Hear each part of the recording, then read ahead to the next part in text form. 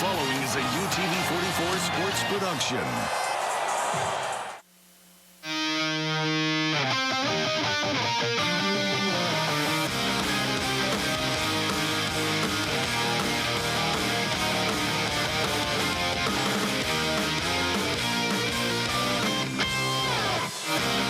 The UTV 44 Game of the Week is brought to you by Whataburger.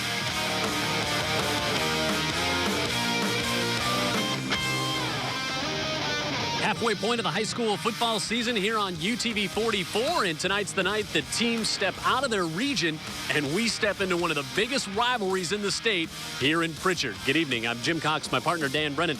Vic Lockett not with us tonight. I know Vic wishes he were here for this one because it is one of the biggest rivalries in the state.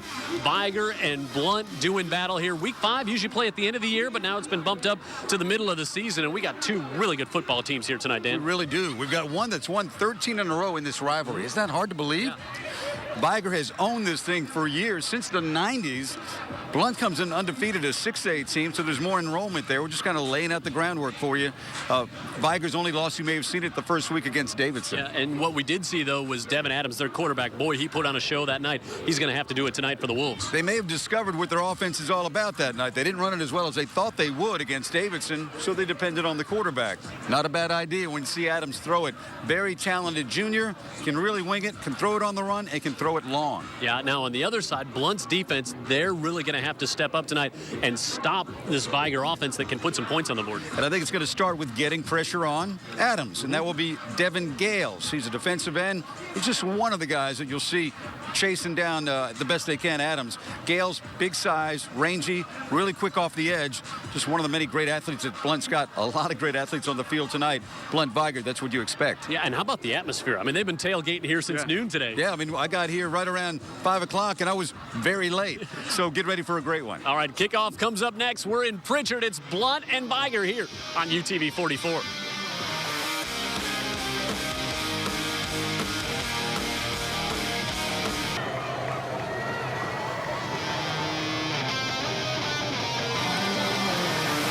The Battle of Prichard tonight on UTV 44, and Prichard is here. Yeah, they are. Packed house at Prichard Municipal Stadium. Jim Cox, Dan Brennan ready for this one as Blount.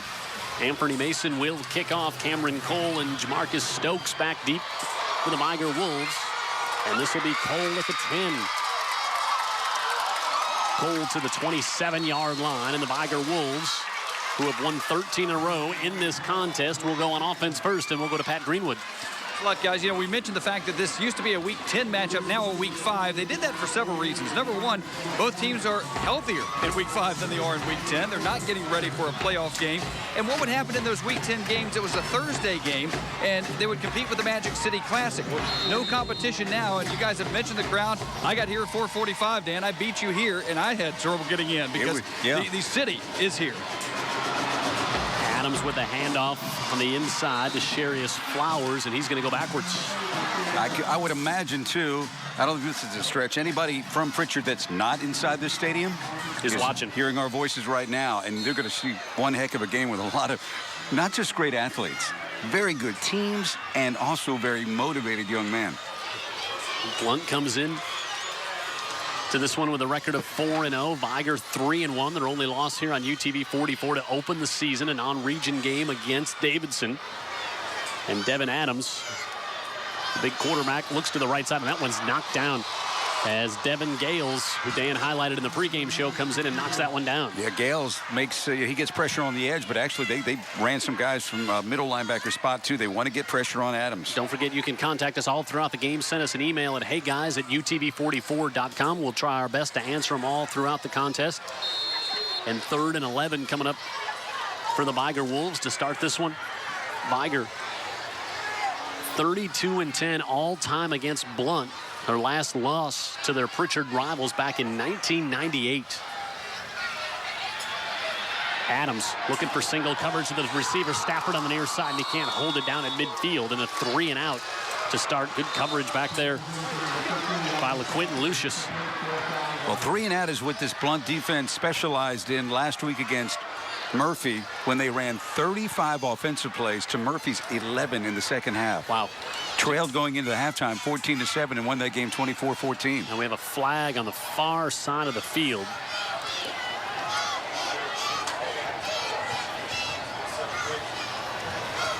And let's get the call. Holding, of course, Blount will decline that. They'll get the football. So a good start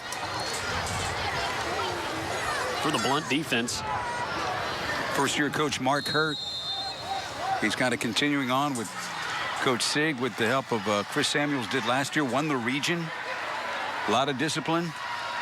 Now Blount going to put all 11. Now they got 10 on the line of scrimmage, a low snap, and a bad kick by Ward. And it barely goes across what would have been the first down marker. So great field position for the Blount Leopards to start at the Wolfpack 42-yard line. If there's a big disparity in what happens in special teams, that's going to play a big role tonight. Murphy with a win last night. They snap a rare 2-game losing streak. Everybody out of region this week. Some interesting games, including the McGill-Daphne game taking place across the bay. That'll be a big one tonight. Foley and Jackson. That's an interesting matchup as well. And, of course, Fairhope and Spanish Fort. As we look, as the Blount Leopards will start.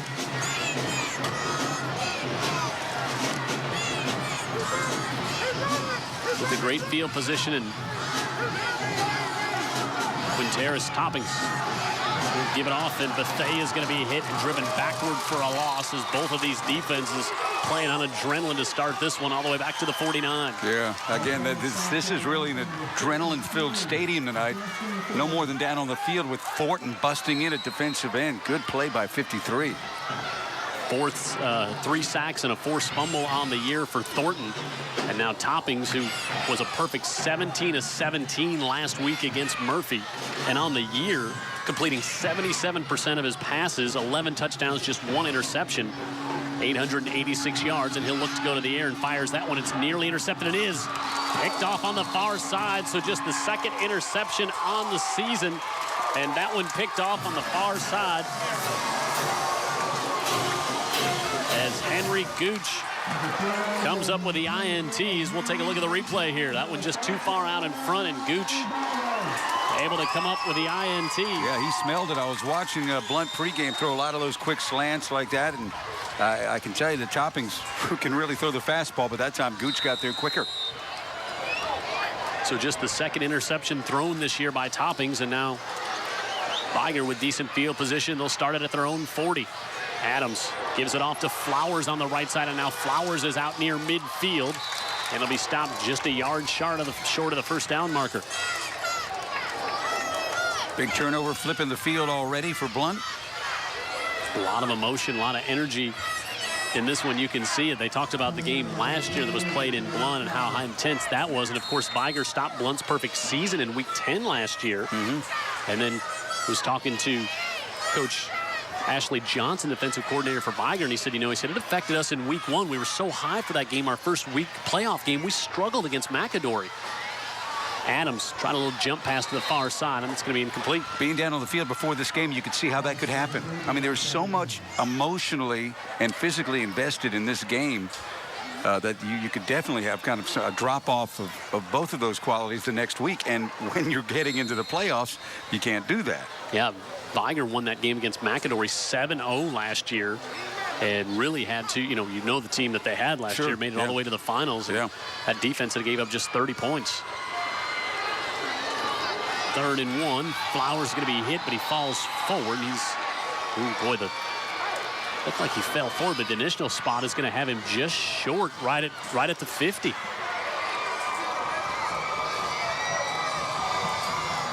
Oh, 4th down coming up right at midfield.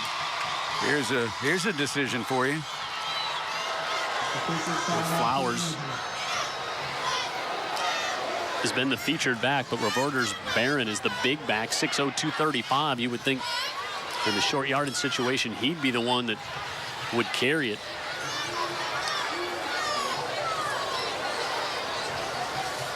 Before the game, Mark Hurt, who's never been a head coach in a game like this before, he was intense with his players on the sideline, and Kerry Stevenson He looked like he had the night off. He's been in a few of these games. Wow, look how close that is.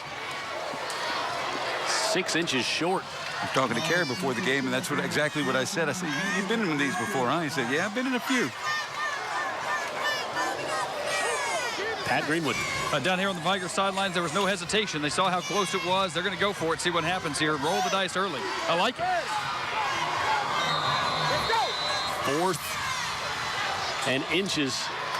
Well, if he's under center, you got a big quarterback that weighs about 220. Yeah, 6'3", and you got Barron in the backfield, the big fullback as well. They give it to him, puts the head down, and he's going to have the first down for the Vigor Wolves. Kind of like a torpedo there, right? Yeah. Underneath everybody. You know, we thought we might see him featured a little bit more in the Week 1 game, and that wasn't the case. I know he's gone over and played a little defense since then, but just that big banging back. Well, I think a few things happened in Week 1 where they didn't play well. First of all, the defense is very young. Second of all, they were playing a very good 6'8" team in Davidson. Third of all, you were coming off of Hurricane Isaac, and that just threw a lot of teams and a lot of practice schedules off.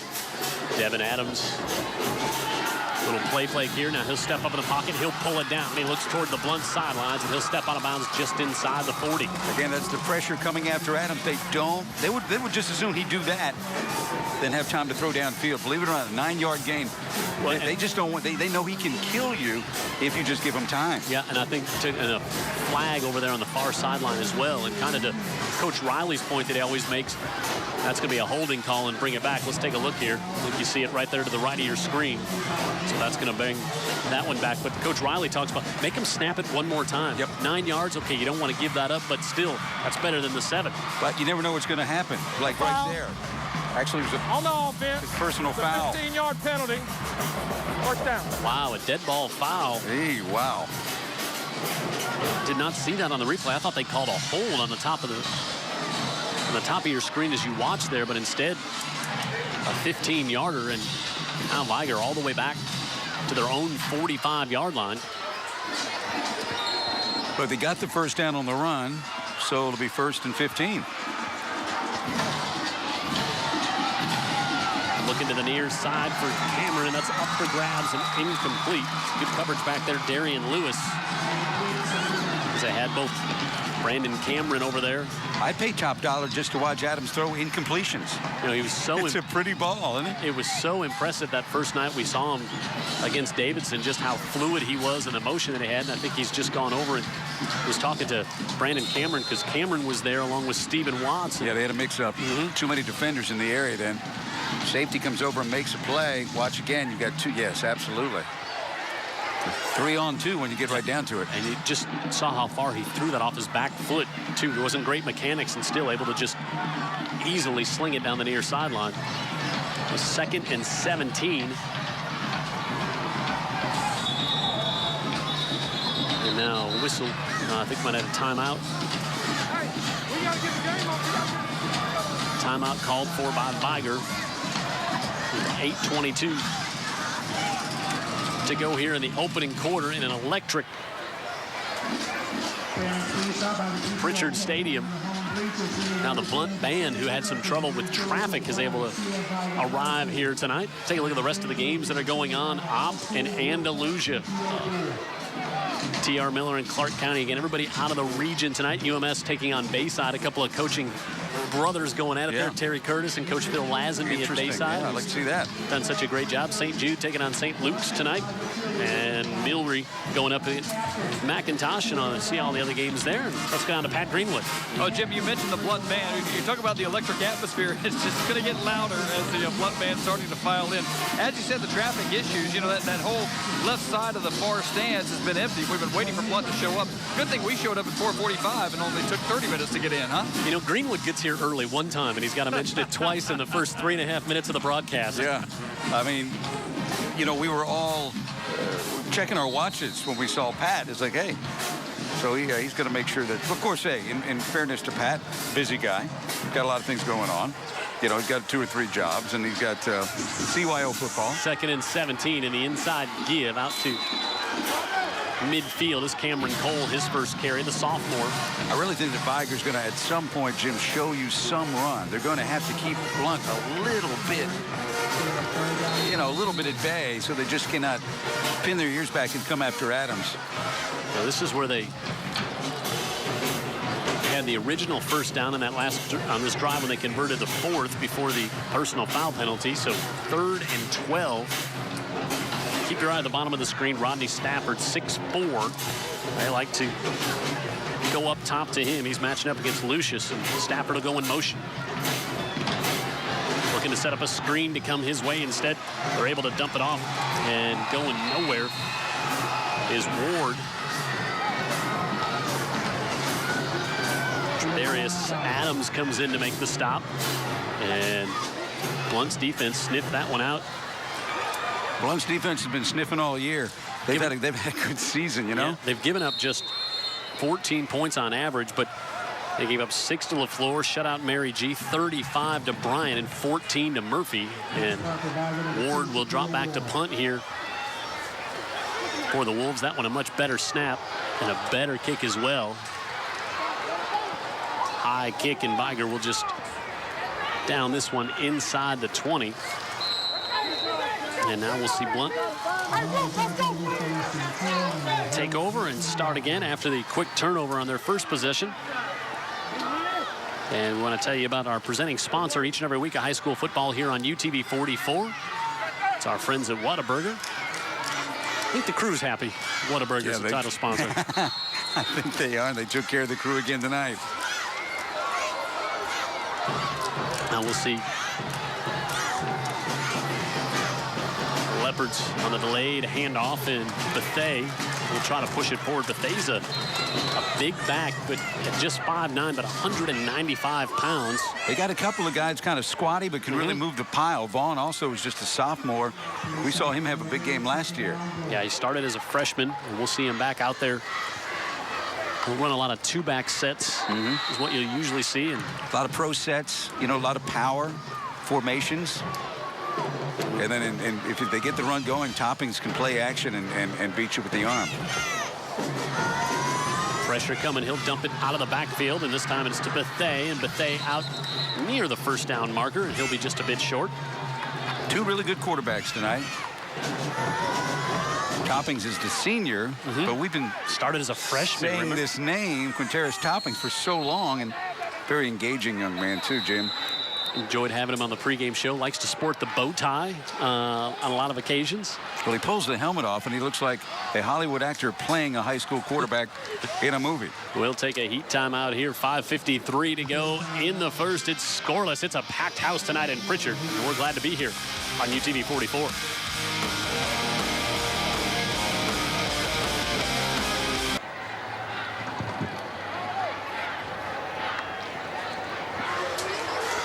UTV 44 game of the week, scoreless here. Kind of see a little nervous energy from both teams out there to start this one. I'd agree with that. Blount's got to be a little nervous since they've lost 13 straight in this series. 3rd and 5 for the Leopards, 5 wide receivers. Again, looking to dump this one over the middle, and that's King. He's got it, and King is going to have the first down for the Leopards. Well, they set it up nice, Jim, and even with the nice setup, it was still good, great job pursuing by Vigor, as they almost got him short of the first down, but King's able to wiggle his way free and get that first down, and Blount's got something going. Yeah, 19th catch of the year for King. Jarmarcus King, they like to go to him a bunch. 520 yards and 7 touchdowns coming into tonight's game. He had 5 catches for $148 last week against Murphy. Toppings is a good quarterback, but he's got some talented guys to throw it to. Seeing that power I formation, Jim, you'll see a lot of this. Give it off Bethea on the left side, gets to the outside and now squirts up the sideline, and he's going to have a first down for the Leopards. They want to lean on that big offensive line. They coach this line up very well. They do a lot of film work. They film every practice. They correct every day. And when you have that sort of a commitment to what you're doing, you get results like this. Yeah, I like what Bethea did there. That was designed to go just off tackle, and he saw the hole and bounced it out to the outside. He did. These guys are big, but they've got some wheels. Antonio Lee, the sophomore receiver, up to the top of your screen. See, now when you have success like that, that's where Toppings can really get you. They'll mark him out of bounds, short of the first down. Picked up 7, and Bethea going to be Now this will be Vaughn, his first carry of the night, and he'll pick up 1. Vaughn, 41 carries, 294 yards on the air, a couple of touchdowns. Last week, he was the workhorse as we've got an injured Leopard. 20 carries for 164 yards against Murphy. Nice job by Quinney turning that inside. Cannot see which of the Leopards is down there, but how about this stretch that Blount is in? Played Murphy last week, Vigor tonight, then they go to McGill next week. So on the road tonight, on the road next week at McGill, and then they go on the road to take on Davidson. I mean, this is a tough month in the middle of the schedule for the Blount Leopards. Yeah, and when you consider that this is the off week, no region game, and yet it may be the biggest game to these kids. No doubt. Because it's against a rival that's had their number. You've got a packed stadium. You've got every reason in the world to be motivated and just out of your mind with energy and excitement tonight. I think the tough thing for Blount will be the McGill game next week. Just coming off this game, win or lose or draw, whatever, that they've got after all the emotional investment in this week, you've got a great opponent next week. Well, yeah, and you're gonna be a little banged up. You've just played Murphy, now you're playing Vigor, so you're gonna be a little banged up when you go up against that Daphne team, which could be for the region championship next week. Yep. Against McGill. Against McGill, correct. So that's Carl Horse, 6'1", 290-pound senior. So many big bodies banging around, rolling up. He just landed funny, as you can see right there. Yeah, kind of bent underneath him a bit. Funny about it, landed, but he landed in an awkward way, and they're going to try to get him over to the training table and see what's what. 3rd and 1. Now under center, Toppings with a hard count. Gives it off to the up back and across the 45, and that's going to be good for a first down. Just here, our first carry tonight. Michael Clemens.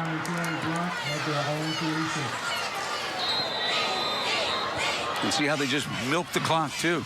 They keep the ball away from you. They shorten the game if they can keep this running game and controlled passing game going. Put it at the 46 for the Leopards. Toppings, 7-step drop, looking to air it out on the right side. He wants King. King gets some separation and couldn't haul it in. Boy, he turned it on and got past Rivers. As soon as that ball was in the air at about the 20, it looked like he had another gear. He did have another gear, and he might have used the left arm a little bit, but the separation. It was a stick shift. He got it one way or the other, but then after the effort to get open, just didn't have anything left to bring it in, and I think the ball was there. Watch it again. I know it was a bit of a stretch, but I think it went right between the right arm and the left arm when it was all said and done. He stretched out as best he could. Takes a shot downfield, though. Oh, yeah, and we can see that he can throw it. He can get it there. 2nd and 10. Toppings on the pitch to Vaughn on the left side. A little stutter step, and Vaughn will pick up a couple and bring up 3rd down. But he had one-on-one with King. They liked the matchup. They liked what they had. Recognized it. Great pass, just missed it by that much. Toppings, he's not a guy who's going to pull it down and really take off and bust a big one and run, but talking to Ashley Johnson, just saying how strong his presence is in the pocket, and he's kind of sneaky elusive. He can just take a little half step one way or another and then get himself free to have a clear look down the field. Yeah, he's not tall, but he is strong, Jim. He's probably near 200 pounds. Toppings gets hit from behind and then dumps it off. Good job to avoid the sack as he's able to get it toward Lee, but he took a big lick on the backside. That, again, was his strength. That's Thornton again making a play off the edge. A lot of guys just go down in a heap right there. Toppings at least got the ball off. They'll now try to punt Blount deep, try to punt Vigor deep. Well, the defenses have shined so far in this one. Vaughn on to punt.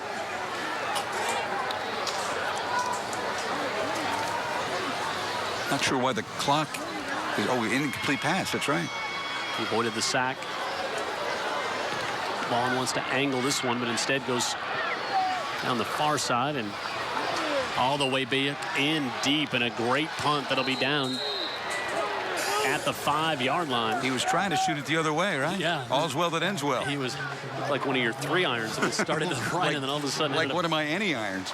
I want to thank Encore Rehabilitation for sponsoring high school football again tonight and this season here on UTV 44. Greer's Market since 1916. And Advanced Collision.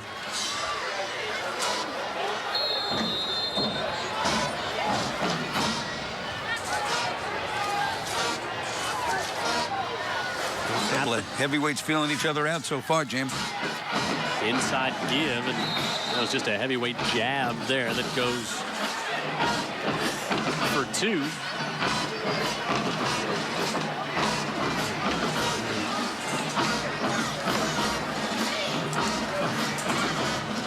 Flowers getting it a bunch tonight. He has been their run game this evening. Not that it's been very productive. 2nd and 8 for the Wolfpack. Watts, the receiver in the slot. Adams going to keep it on the right side. Makes a nice move behind the line of scrimmage and up to about the 17. And 3rd down is upcoming. And let's go to Pat Greenwood. All right, thanks, guys. Over here on the Blount sideline right now. And Carl Horace is up on the training table. He's got his shoe off, his brace off. It's his left ankle. Got a bunch of ice on it and obviously ace bandaged up. So if he's going to come back in, it's going to be a long time from now. That's a huge, huge hole in the left guard spot for Blount. It is, but for that young man, you're almost happy that they're working on the ankle and not the knee. So often you see when somebody gets rolled up like that, it's the knee. So 3rd and 4. Flowers the single setback. And Adams pitches it to him amongst all the traffic, and he's going to be hit. And now he breaks the tackle, and he's out to the 21, and he's going to have the 1st down. You want to know what a Vigor Blount game's all about? Wow. It's that play right there. It's skill, it's effort, it's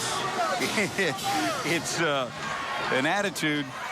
This is the game of the year. How about the strength by Adams to get that pitch off? Yeah. And it kind of floated up there dangerously. Yeah, sometimes some of the coaching leaks out of the mind in a game like this. Yep. A lot of emotion, just trying to make a play. Flowers will stay in the backfield. Barron in front of him, and Flowers gets a good block from Barron. And Flowers still on his feet to the 31-yard line. You talked about that, Dan, and you do see it, and the coaches talk about it sometimes, the great scheme and everything else, but then Friday night, especially in a rival game, you forget, it's 15, 16, 17-year-old young men out there. Yeah, and we felt it at the pregame show as we watched Flowers again at Eastern Shore Toyota. I mean, that place was electric. We taped those on Wednesday, so if you saw it, and it was packed, and the players were obviously ready for game time already on Wednesday. And yeah, they were ready to play a little 7-on-7 in the parking lot. Yeah, they were. We had to say, hey, come on now. Cameron Cole checks in the backfield. 3 receivers to the top of the screen. Adams on the keeper. He comes to the left side, and Adams at the 40 drops the shoulder and up to the 44-yard line. See, we didn't see this against Davidson. They didn't ask him to do any of this. They ran it with their power game, and they depended on him just to throw it. Now, as they spread everybody out, Adams looks like he can run a little better than we knew. Yeah, that was Kelton Stallworth who came up the leading tackler for this Blount team to make the stop. Adams dropped a few pounds before this season, and you can see he's got more quicks than we even realized. Good-looking young player. He camped at a few places over the summer, including the University of Georgia. A lot of people looking at him. Inside a minute to go here in the opening quarter, 1st and 10, and that one discombobulated from the snap. Yeah, I think right tackle jumping, and that's going to bring it back. It might have been Burden at the top of the screen. Dead ball. Legal procedure on the offense. Replay 1. 1st and 15. I know you're a big fan of boxing. We boxed to a draw here in the first period, wouldn't you say? Yep, dead even through almost 28 seconds left, and just of course as we say that, we'll have a big play here at the end of the that's the end of the quarter. These teams aren't capable of that. Adams to Flowers. Flowers to the 46-yard line. I'm impressed with the Vigor rush game, Jim. It's more than we saw in the opener. And this is against a physical veteran Blount defense. and they're holding their own. And if they can run it, whatever team can establish that run, great news for the quarterback. Yep. Bovair Brown comes up and makes the stop with just 2 seconds left. I'm not sure why Blount takes a timeout with 2 seconds left before the end of the quarter. That's very odd. Don't know why they burned one there. Yeah, because the clock was going to just run out at the end of the quarter. You were going to get your timeout. Not more time for the friendly folks to visit each other. Yeah, and we got an email here, and somebody, this was Mike Weichman, who sends an email to hey guys at UTV 44 and said, has this game ever been played anywhere else besides Prichard Stadium? Last year they played it out at Blount. That's right. Got the rivalry since Blount's built the new high school. And Kerry Stevenson made a great point on the pregame show. He said, you know, before Blount built their new high school, you know, these campuses were less than a mile apart. Yep. And you think about that, the high schools throughout Mobile or Baldwin County, you don't have that. You don't have them where they're built that close. No, I mean, and you know, you're both within the city limits of Prichard. Prichard, square mileage-wise, not a huge city. There's a lot of residents, but you know, they were tight. They were blocks away, and everybody, and even now, Jim, Blount's been built to the edge of Prichard out there, more into the rural area, but these guys know each other, and they know, you know, the good athletes and good players know each other since they were 5 years old. Yep, they've played together. They've played against each other, and like Kerry was, he said, you know, it used to be. He said, really, he said, you could live right across the street from one another, and one goes to Blount, one goes to Prichard, or one goes to Vigor. Motion to the near side. Adams pressure, steps up, trying to throw it away, and then just throws that one out of bounds. That's going to be intentional grounding there. He got spinned around where he didn't. You never go underwater and then you don't know which way is up. I think at that point he didn't know what was where. Boy, B.J. Autry just had him, and Autry at 6'2", 280 comes in at the end of this one and does the full body slam. Wow. After the penetration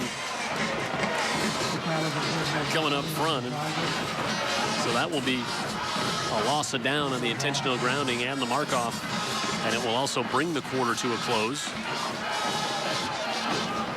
It's almost Intentional grounding on the offense. That penalty also carries loss of down. Make it third down. And that will close out the first quarter here in Prichard.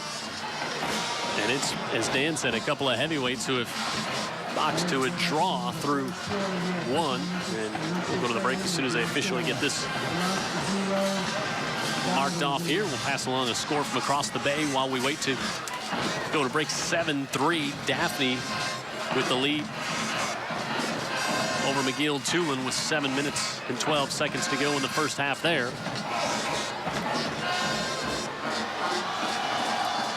So because of the intentional ground, we'll play one untimed down here. And third down, Adams looks on the right side, fires that one. It's going to be picked off. Rogers with the pick. His second interception of the season. And each quarterback has thrown a pick. And now good field position for Blount to start quarter number 2. So we'll take a break. We're through one. It's scoreless. But it's an electric atmosphere tonight here on UTV 44.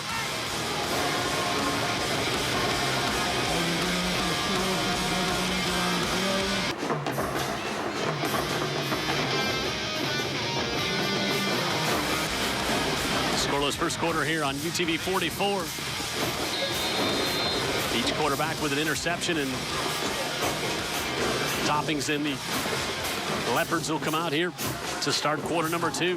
Toppings gets it off to King, who juggles it, but he's able to hold on, and now he can make something happen as he goes all the way across the field and then gets upended with a good open field tackle. You know, the trouble is trying to make something happen against Vigor is that you're playing against Vigor. So they got a lot of guys on the other side that can run too, and it does look like he's going to make something happen. He does for a while. But he's running straight toward the interstate there, and you need to... Yeah, you need to make a left. Deshaun Davis misses the tackle early on, but that's a kid that's going to make a lot of plays tonight. Number 12 for the Vigor Wolves. Let's look at number 12 for the Blount Leopards, Quinteris Toppings. Take up of 6.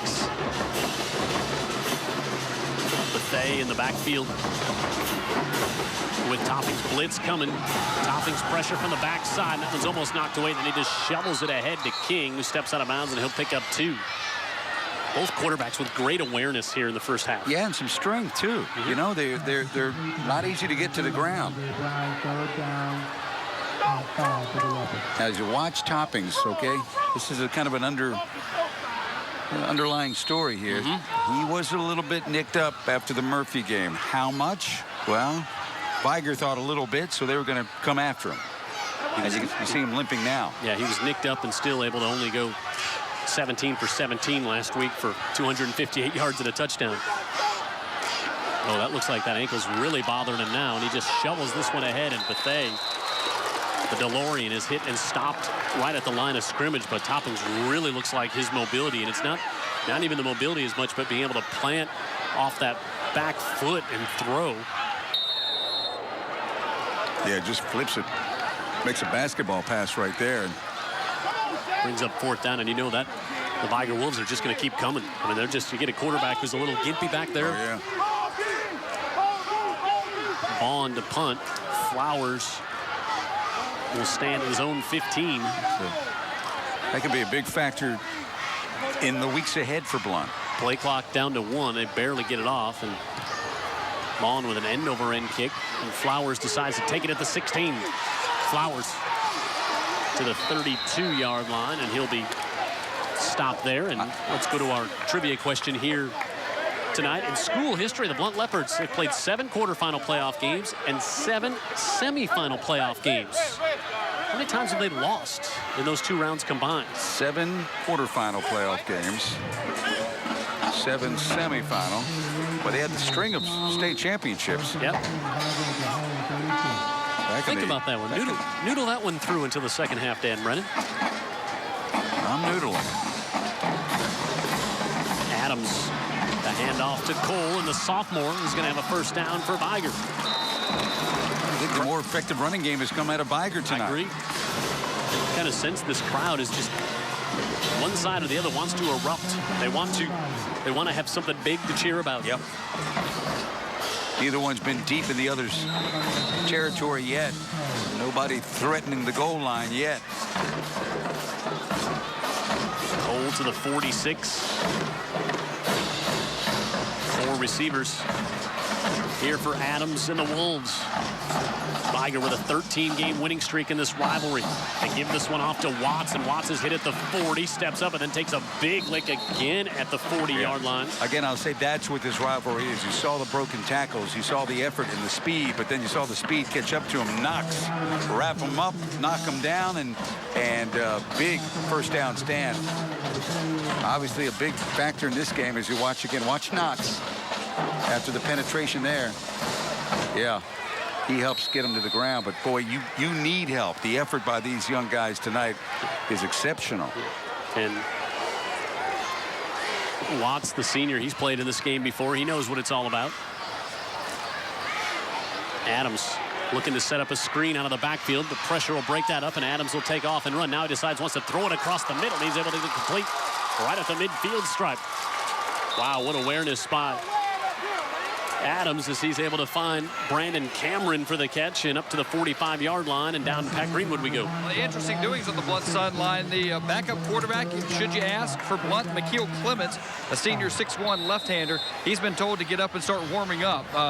Toppings is on the bench, not getting his ankle looked at, so no indication that he's coming out yet, but Clements is getting ready just in case. We'll keep an eye on it. That's a game changer there. Big time. 3rd and 5 for the Vigor Wolves. Stafford, the lanky junior, to the bottom of the screen. Instead, they give it off to Flowers. He's hit in the backfield and dropped. Great penetration. Able to come in there again and make the stop is Elijah Madison. Boy, that's a nice play off the backside. Brings up 4th and 7. And we expect to see Shaquille Ward to punt again here for the Vigor Wolves.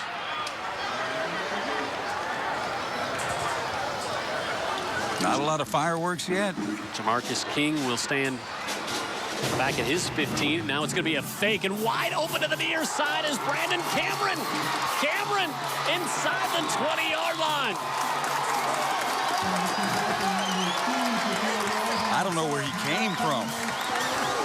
34 yards on the pickup, on the fake, on 4th down, and there was nobody around Cameron. Pat Greenwood. Yeah, I was standing right behind Jamarcus King. I was in the end zone, and I'll tell you what, he saw him about the same time I did. Nobody within 20, 25 yards of him, and King made good reaction just to try and make the tackle, but no way they weren't getting that first down there. Yeah, Cameron was split out all the way to the sideline. He just blended in with the team. And Ward just had to float it up there. And a big play at the 20, and Barron, the big bruising back, will take it near the 15. There's our first big play of the game, and it brought the Vigor fans who are seated right in front of us to life. Special teams, a game this close, right? Yeah, and of course, you would think special teams would be in favor of Blount. Is Vaughn last week perfect on his PATs, a 27-yard field goal late in the 4th quarter that salted that game away for the Leopards. And another dose of Barron. Now instead it'll be pulled back, and Adams will pitch this one off to Flowers for the touchdown. 15 yards for Flowers, and the sophomore able to score in the 2nd quarter here to give the Wolves the early lead. Deshaun Davis, the star linebacker, in there providing extra blocking. They went with some power, little option. Adams quick enough to get it to the corner, then make the pitch, and the Wolves have got that lead after the big play on special teams. And we'll see the Wolves will have to hurry. They want to go for 2. Play clock down to around 5. Now they're going to have to just take a timeout, or I think they got the timeout. Delay a game. Well, I think I'm wrong. On offense. So they take the delay a game, and now they'll move the PAT try back to the 15. It's like they wanted a certain football, too. Well, and it's almost like they wanted a little... they wanted more room. They wanted a little more room. Maybe He's better at the 12-foot putts than he is at the 6-foot putts. You don't see that very often. Is Justin Mosley on for the Jan Stenerud like PAT, and it's good. And it's 7-0. Vigor with the lead. Big fake punt propels them to the score. And they're on top. 7-0 over the Leopards.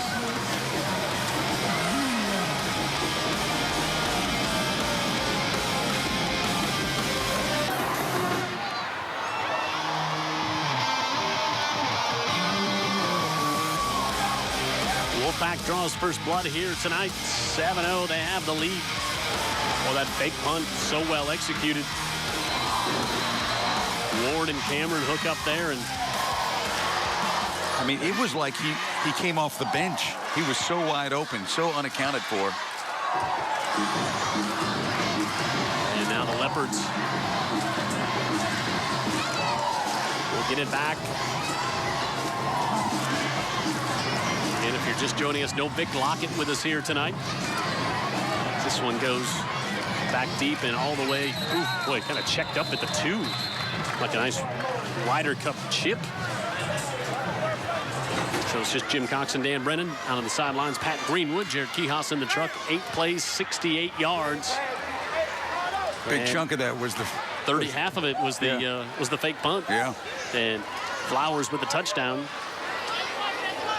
Blunt's got to get a little something going to answer back here, Dan. They sure do, and let's see who's in at quarterback, and let's see what they can do. Looks like the backup. Now, looks like we see Clemens, 6'1", 210-pound lefty. Field Clemens will come in. He looks to throw, feels some pressure, floats this one out dangerously as he was looking for Bethea. And the coverage back there was Tyree Vines, and I think Vines was so fixed on the receiver. If he had a chance to look up and see the ball, he might have been able to have a pick six. Yeah, he really could have.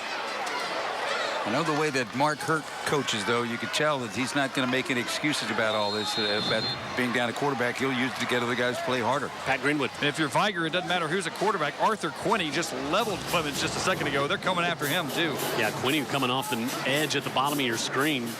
Put the big lick on, and he's coming again.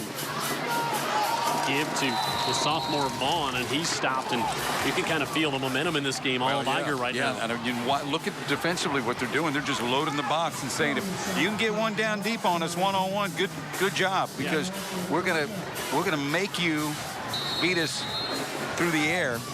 And you're not going to have a lot of time. Not going to have a lot of time. Boy, Deshaun Davis and his guys are just licking their chops there. Front seven for the Vigor Wolves. It's really more like a front nine. Clemens looking on the far side, heaves this one up, looking for King, and it's overthrown. Good cover. Oh, now a flag comes in. Boy, that looked like great coverage over there on the far side. King kind of mistimed his jump anyway, but this could be a big break for Blount, get him out of a hole. Yeah.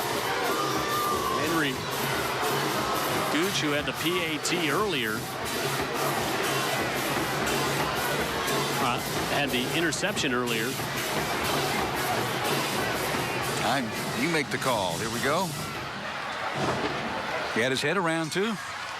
He saw something. Yeah. There was an official that had, side judge had a good look at it. Might have been getting a little help from the there's no doubt. Blunt sideline over there. He was getting that, but, just field position-wise, that's a big play right there. So if you're just joining us, Quinteris Toppings, who was banged up a little bit in the Murphy win, came out here tonight, looked okay early on, and then came up hobbling after a run. And he's been replaced by Clemens, who zings that one. That might be an incomplete pass, a fumble. That ball is loose and a fumble.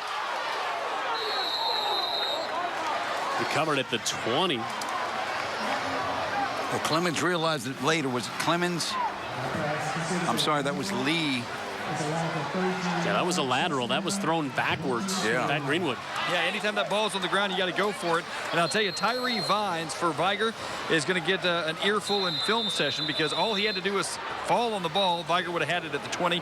Tried to pick it up and run. I understand that. That's what you want to do as a defensive guy. You want the touchdown, but most importantly, you got to get the football. So 5.5 to go in the second. It's 7-0 Vigor. They're on top of Blount. And the Leopards have a big second and a long coming up after the break.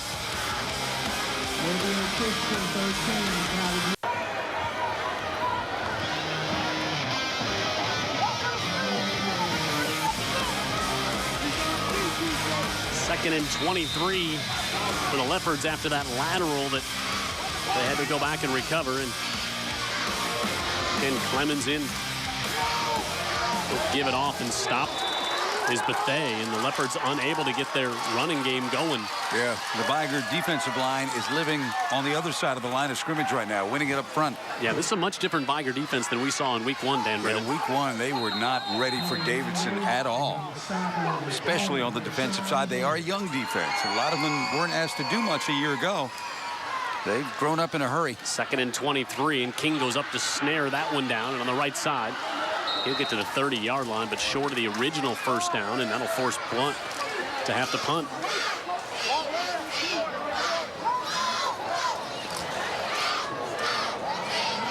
Already banged up for Blount. You've got quarterback Toppings. He's on the sidelines. Carl Horace, the big left guard, both training table and out right now. Whether they return, I don't know, but doesn't look good now. I'm sure they're not going to be in before the half at the earliest, maybe the third period. Punt coming. That goes straight up in the air and takes a bounce backwards, and now it's going to be picked up by Vigor, the 20, and that was Deshaun Davis who picked it up. That punt went straight in the air, didn't even make it back to the line of scrimmage. Now, wasn't there contact on the punter, though? They said the official said no. He was saying no. He wasn't buying it. Don't forget you can follow us on Facebook.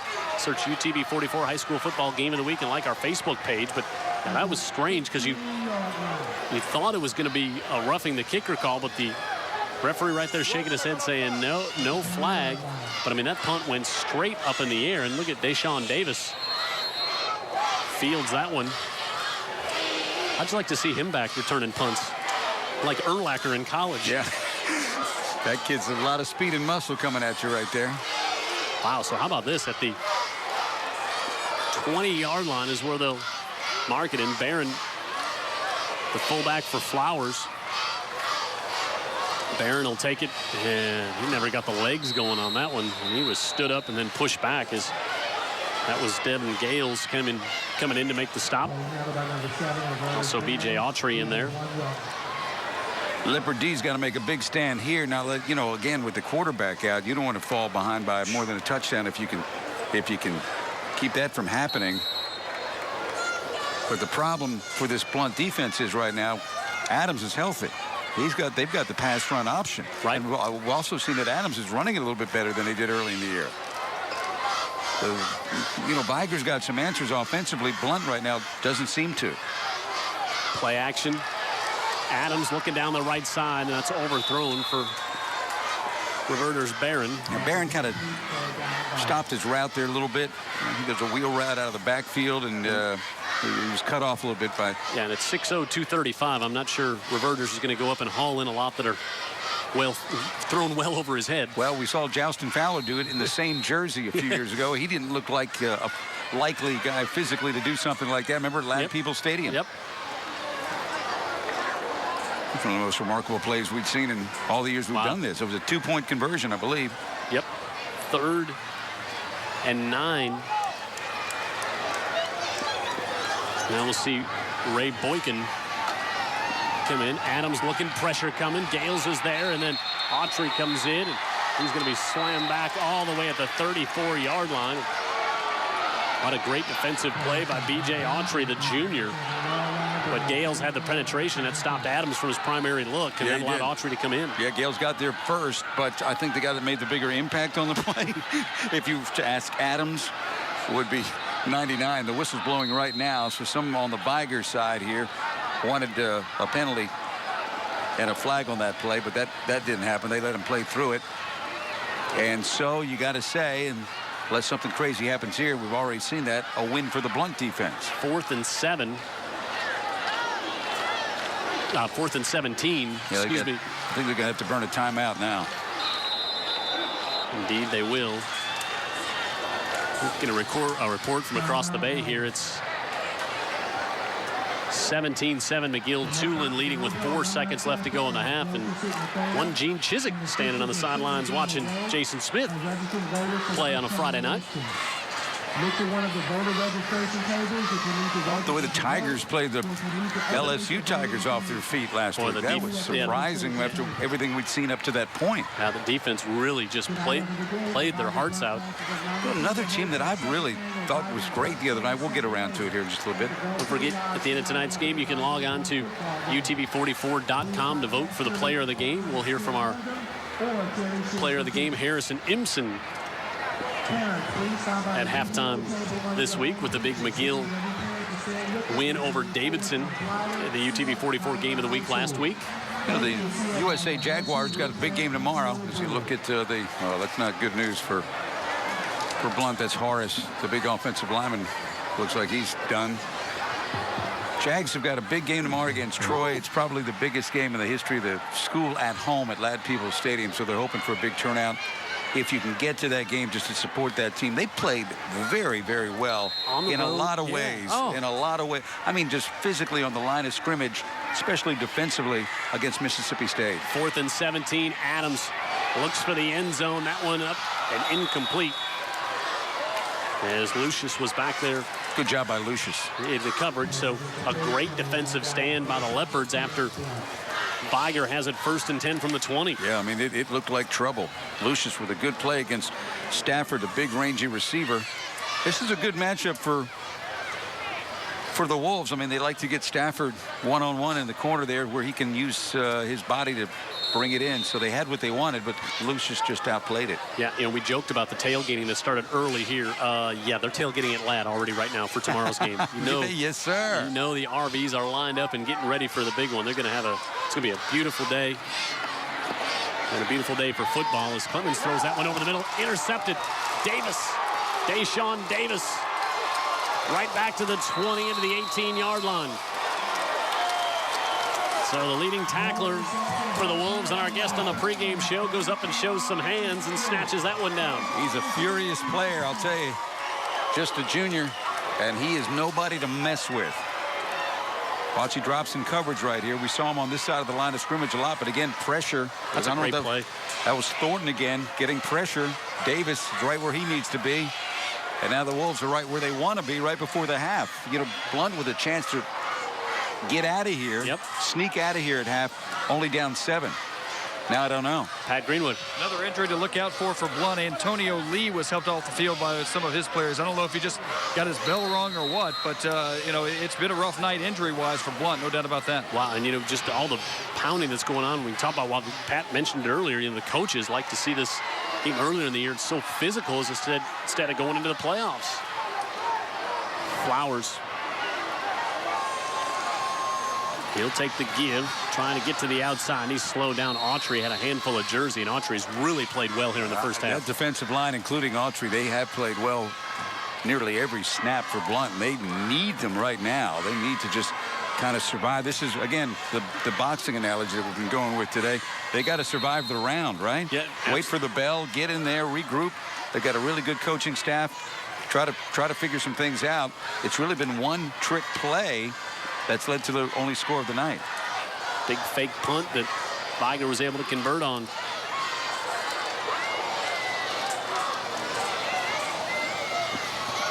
Adams over the middle, wide open, and through the hands and dropped as Shaquille Ward could not hold on to it. And if he does, I think he's got 6. I think he's got 6. He could have walked in backwards. Adams, watch the replay here. Well, you see the safety coming up. The safety is not reading it clearly at all. And that just opened up the middle of the field. Everybody was concentrating on Brandon Cameron to the top of the screen, and Adams did a good job to look that way. And then right through the hands of Shaquille Ward, the senior. So 3rd and 9 coming up.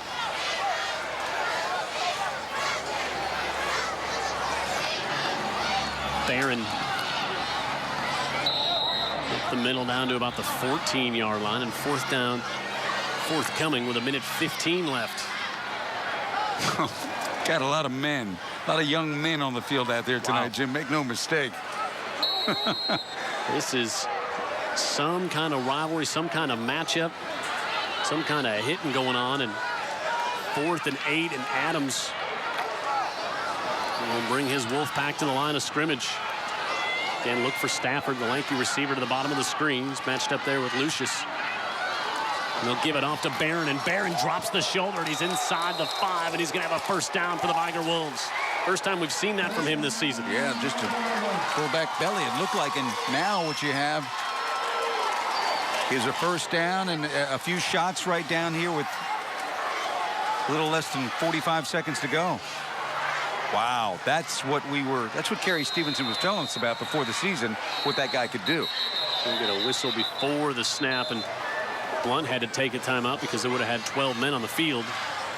And they get the timeout taken with just 39 seconds left. Kerry was telling us the biggest problem with Barron in preseason was hurting his own guys. Right. He was injuring the young defense, and they said, hey, come on now. We got to get into the season with a full complement on the other side of the ball. But you can see the kind of the damage that he can do. And looks like somebody put some smelling salts under his nose. He's ready to go.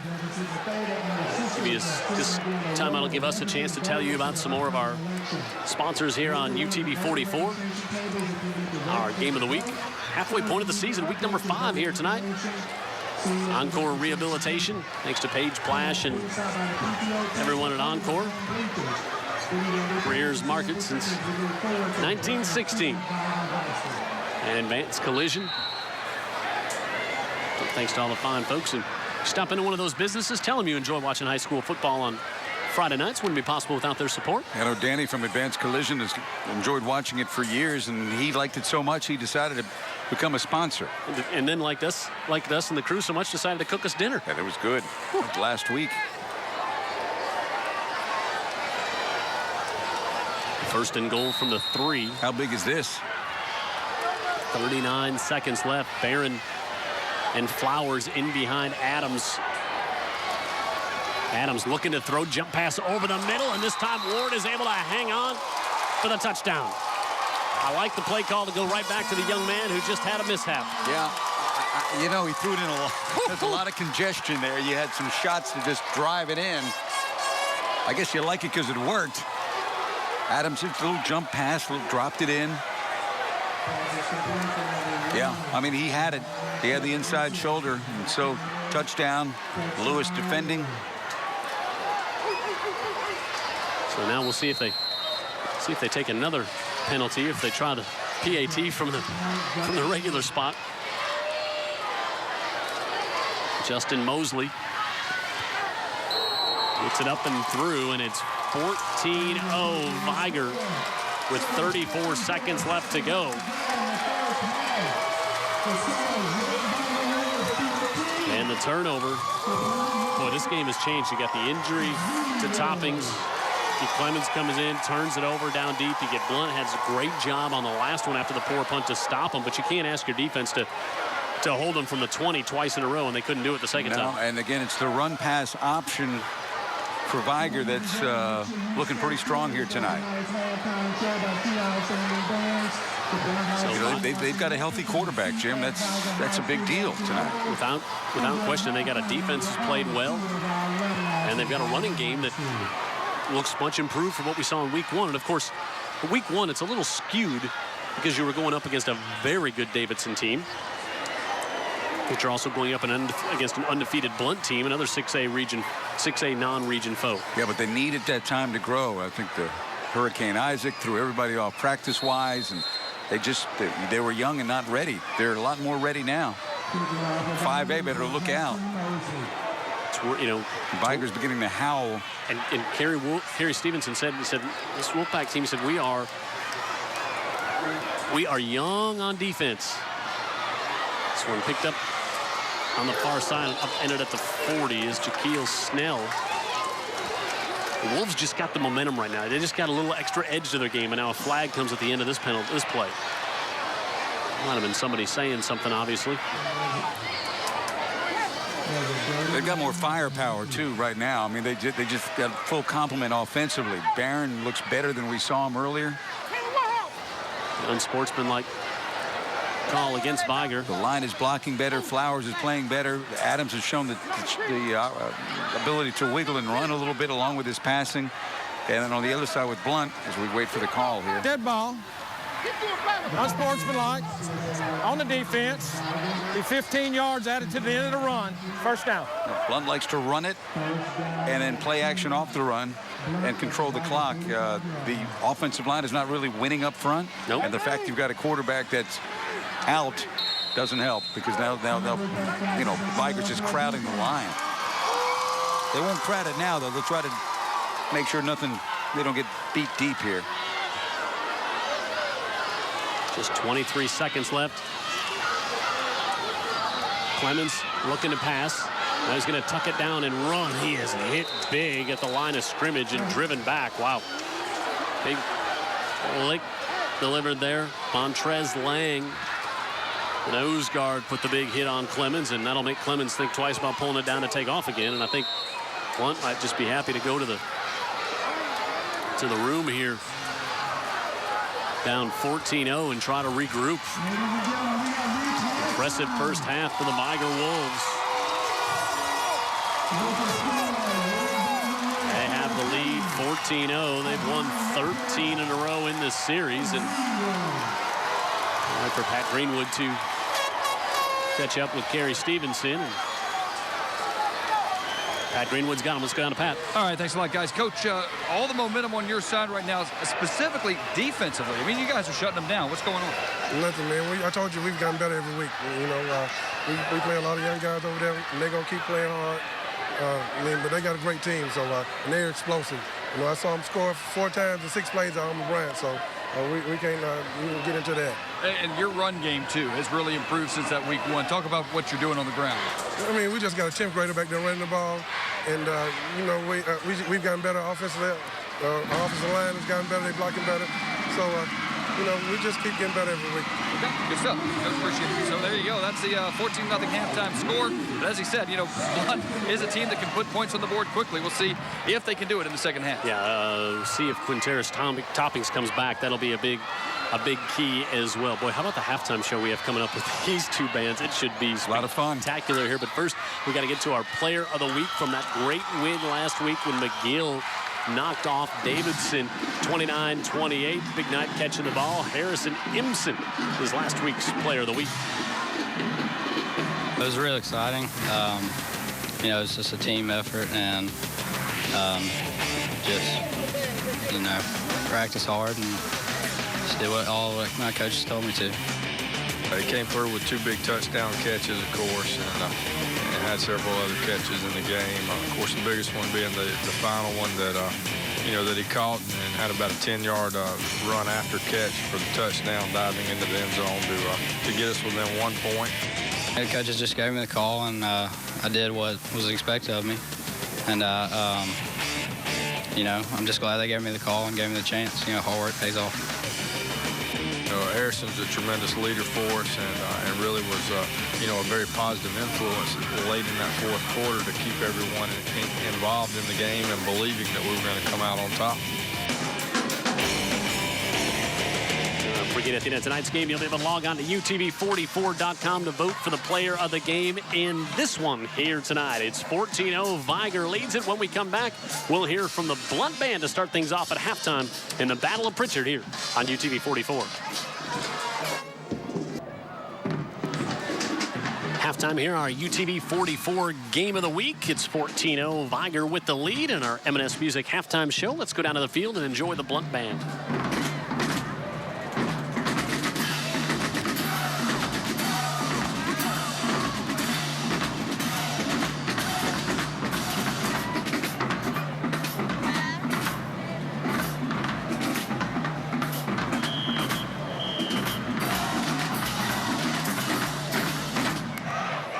Everybody at the band get down, because we be cutting up.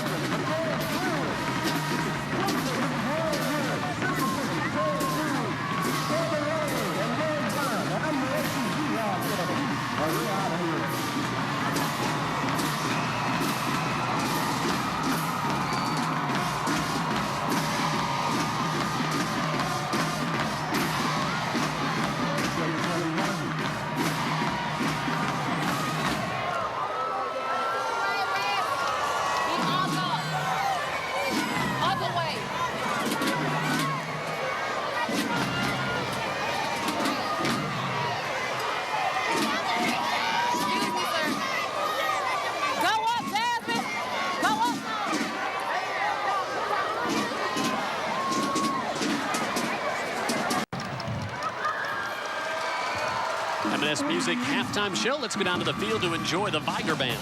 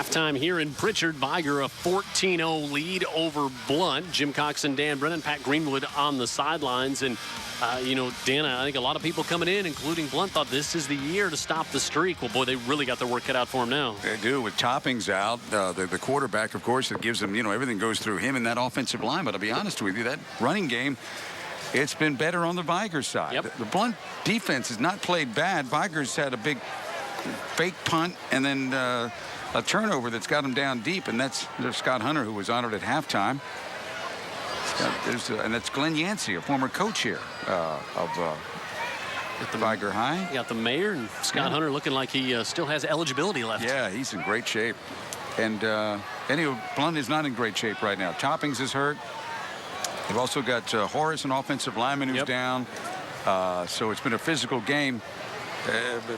Vigor's won the battle of that, and the fact is that Toppings came in hurt. They were hoping they could get him through this game, but it's tough to get through the Vigor game and hide an injury. Yeah, and he was dinged up, but he looked okay early on, then really came up limping, and he just could not put any weight on his throwing leg, and I think that was the big difference that we saw. And also, this Blount team coming in, talking with, again, Ashley Johnson, the defensive coordinator at Vigor, he said they run it just as well as they throw it. He said, so we said, but we have got to stop the run first. And he said, they can throw it great, but if we got to stop the run, well, they've done that, and now if you continue to stop the run, you got the backup quarterback in there.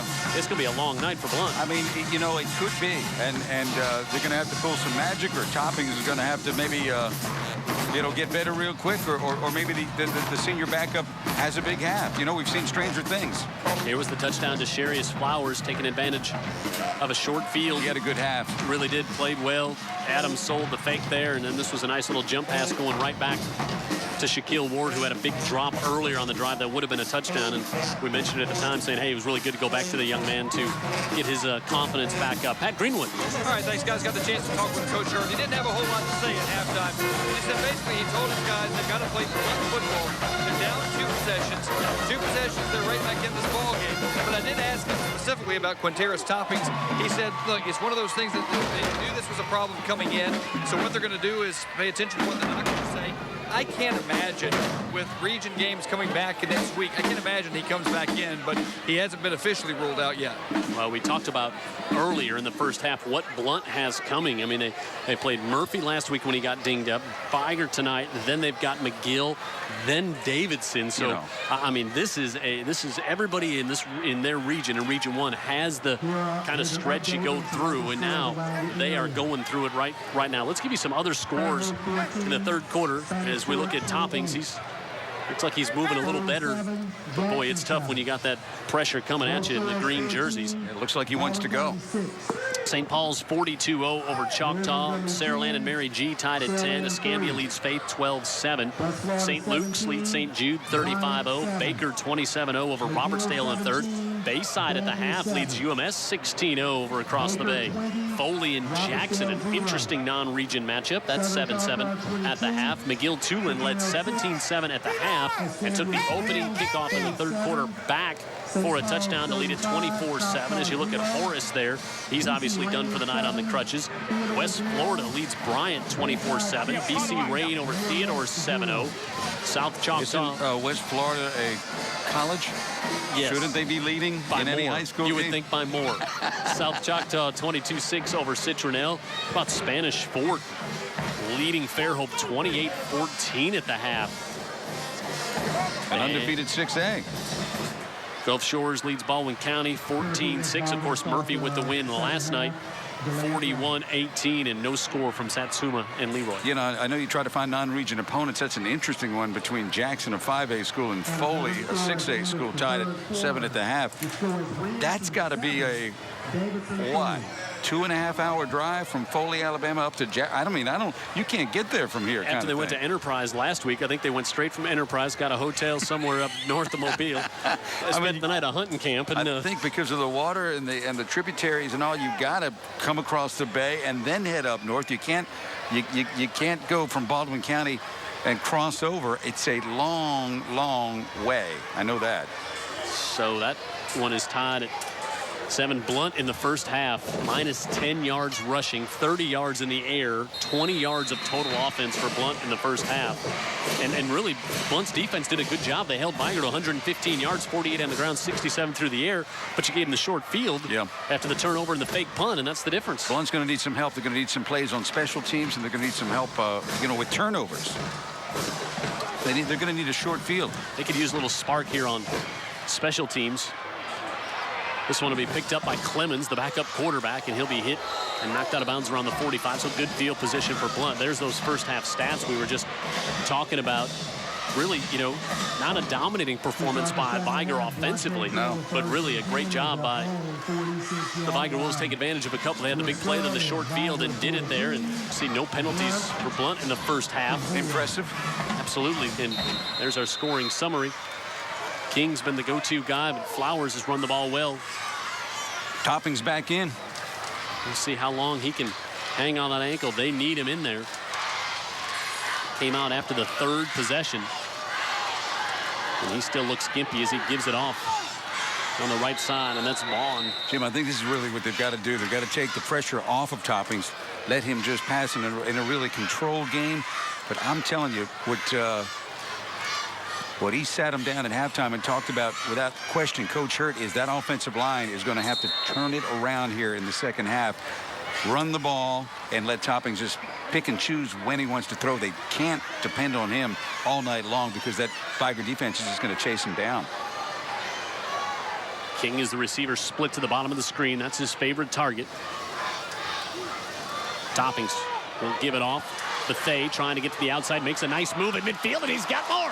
Bethea up the sideline, inside the 20, inside the 5, and he's out of bounds at the 3. What a play by Bethea. It looked like it had a chance to get some yards. It didn't look like it had a chance to get 48. No, it did not. It looked like it had a chance to get 4.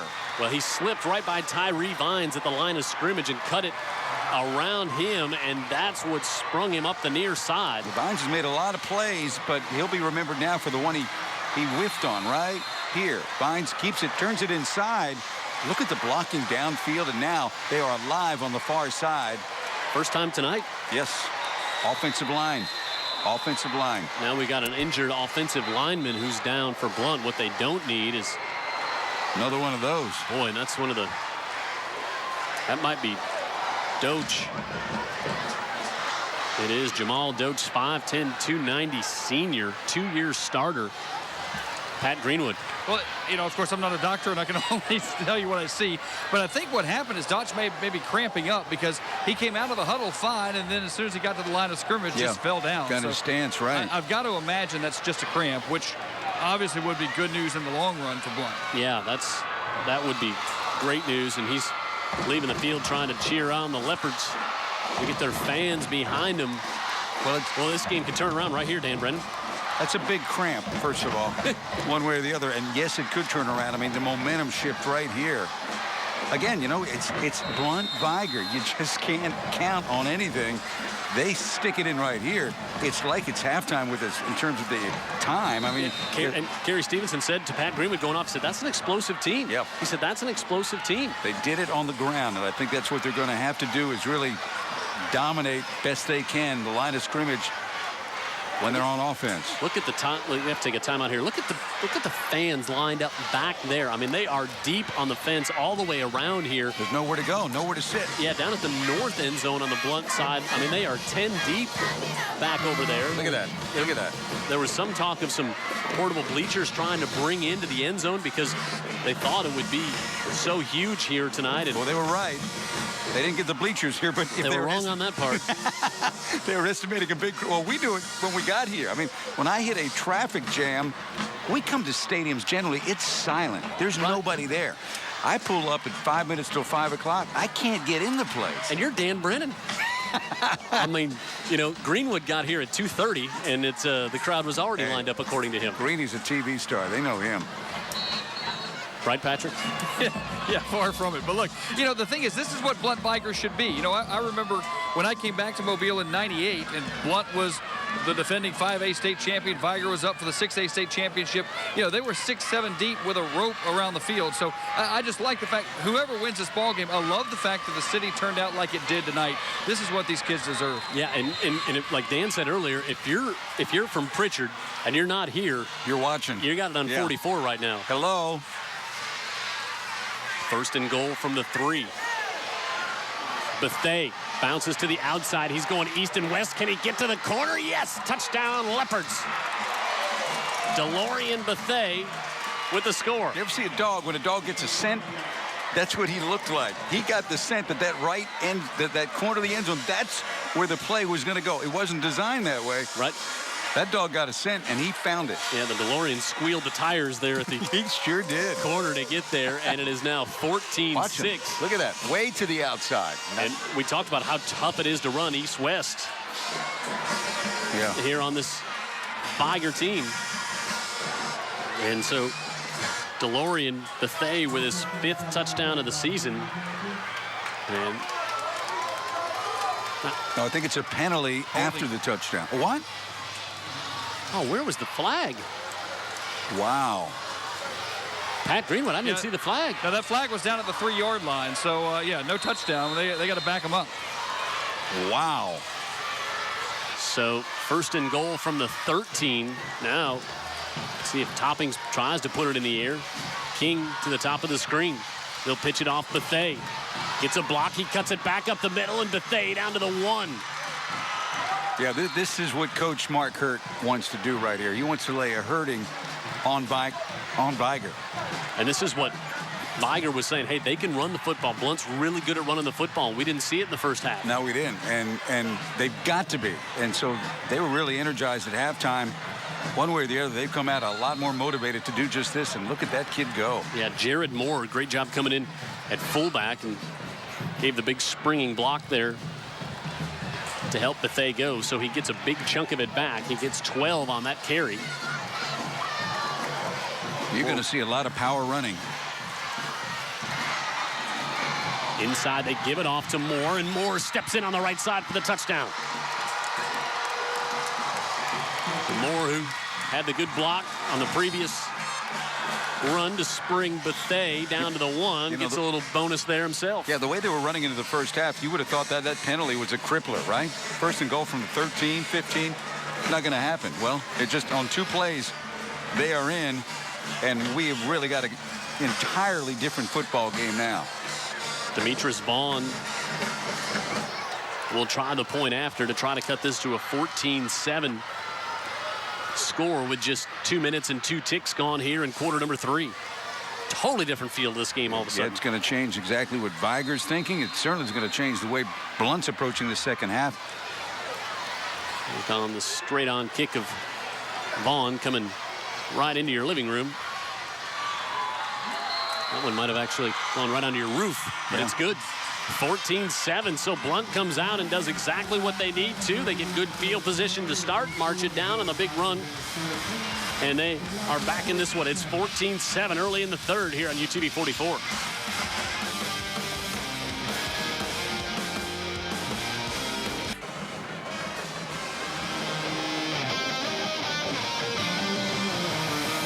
Leopards come out on their opening possession here in the 3rd and have their best offensive set of the night. What a statement. I think they might have been challenged a bit. There's no doubt. By Coach Hurt. High kick will come to the near side. Shaquille Ward stopped at the 27. And again, this Blount defense played well in the first half. Yeah, they did. And Vigor is starting in a position where they haven't started really much of the game, way back in their own territory. They've been midfield or better most of the first half. One had a big fake. Vigor had a big fake punt they converted on, and then they had a short field, a 20-yard drive that resulted in their 2 touchdowns. 2 minutes and 2 seconds. Moore comes in. His first carry of the night for the touchdown, and it's 14-7. Now watch. Devin Adams gives it off to Flowers right up the middle of the field, and Flowers was an ankle tackle away from breaking that one. That. We come out in the I formation and just say, okay, we get it. We're going to go back to, as they said at Missouri, old man football. Right. But old man football still works. An SEC team went in there and said, no, it's grown man football. Darian Lewis. Look at that. Has him by the ankle. You called it big tackle because there's nothing but stripes in between him and the goal line. To the 40. And suddenly, Vigor again with very good field position. Play action. Adams has got Barron out of the backfield, and Barron is hit by Lewis right as he went to make that catch, and Adams kind of hung that one up in the air a little bit. And you could see that one coming as Lewis was lining up reverters Barron the whole time. We could see it coming. Barron never saw it coming, and this is what happens when you don't see it coming. Wow. And again, got a reverters Barron's 6 foot 235 pounds. Yeah, right. And Lewis came in with a full head of steam. But the crowd reaction from the far side, as loud as they've been, even with the touchdown, they're like, we're ready now. Yeah, this is by far the biggest crowd we've ever seen in the games we've done here at this stadium. Yes. We've done playoff games here. Yeah, and Pat said this is the way it used to be. This was standard fare. Look at that. Yeah, Flowers is stuffed in the backfield by, as Dan said, Gales. Simple stuff, winning the line of scrimmage. I mean, it's not easy to do, but it's easy to see that these two teams have said that's what's going to determine this game. Right. And we're back to the boxing, punching, counter-punching here. No doubt. And guys in purple and white are winning the round, aren't they? 3rd and 12. Well, Gale's a good one, boy. He's a good one. Motion is Watts. Now they try the screen, and that one is nearly intercepted. It is picked off. All the way up the far sidelines, and this game has changed on a dime. 31-yard return for Charles, and flags at the end, but the touchdown will still count.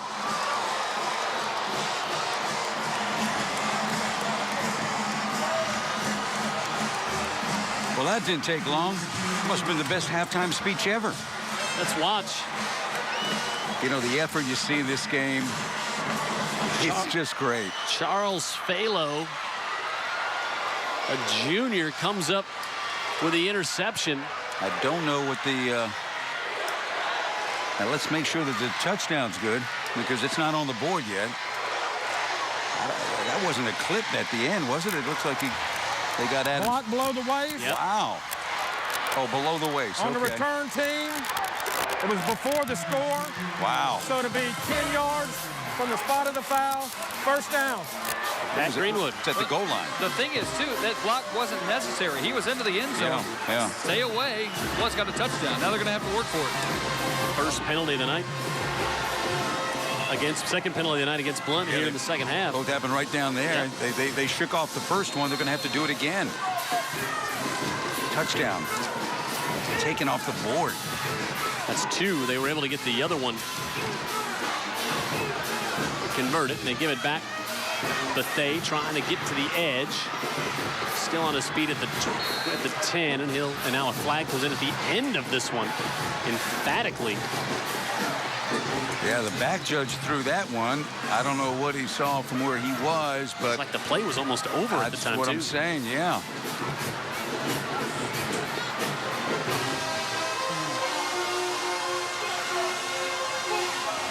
All right, let's see. Keep an eye on the play here, Jim. Bethea trying to cut it back in. Must have been with the extracurricular just out of the screen there. Pat Greenwood? That's exactly what I was going to say. A lot of extracurricular activity on that sideline. And, you know, I think what the officials are trying to do, too, is if there's going to be any of those tensions like that, cut it off right now. And that's why they get this penalty. But, boy, Blount. I mean, they go from a touchdown being on the board to personal foul, 15. Now, I've not marked it off yet. So this is going to take it all the way back to the 25-yard line. Personal foul. On the offense, 15-yard penalty. Repeat first down. Well, Mark Hurt's not crazy about that because he tries to run a disciplined ship, but he was telling me, you know, you coach and coach and coach. Game like this, the emotions, you can't hold their hand. They're out there on the field. And both of those last 2 penalties, Pat alluded to the block that would not have prevented the touchdown. They didn't need it. And then this one, extra after the play. We've had some action here in the first 3 minutes and 46 seconds of quarter number 3. Yeah. A whole lot happening in the first half. Coach Hurt, there you see, starting off the year 4-0 with previous assistant coaching stops in Prattville and Daphne. He's got a blueprint. He knows what he's doing. He's trying to implement it. Yeah, and like we said in the pregame show, he's coming into a good situation. Cupboard wasn't bare, defending region champions, 4-year quarterback. Yep. Toppings might have to throw it now. Toppings looking on the right side for the corner for King. It is just out of his reach. Second time that he's had King deep. And a goal and a flag at the goal line. Gee whiz. That's going to probably go against Vigor, you would think. King was able to get a little separation again right at the very end. But look at Toppings. That's him. That's Lee, actually, 19. Oh, he might have been out of bounds, Jim. He might have been out of bounds, came back inbounds, and that will go against Blount. And the Blount sideline will not be happy with this call, as it was the sophomore Lee they look for. No, coming back the other way. Defensive pass interference. Wow. On the defense. It's second down. Not an automatic first. So they move it up to the 12. I swear the crowd continues to get bigger here. Yeah. I mean, now they're out on the track.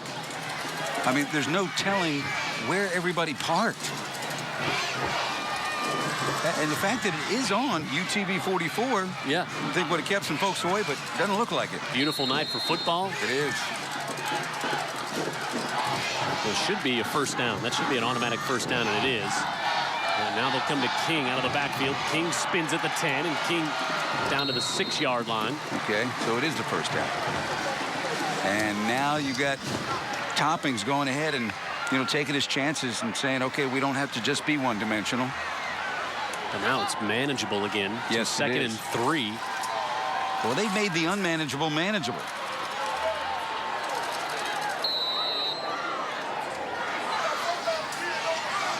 Toppings, if you missed it, sat out majority of the second quarter. They're kind of doing to Vigor what they did to Murphy in the second half, keeping the football. Yep. Had the interception. That helped, and King goes in motion. And now another flag. Motion, I guess.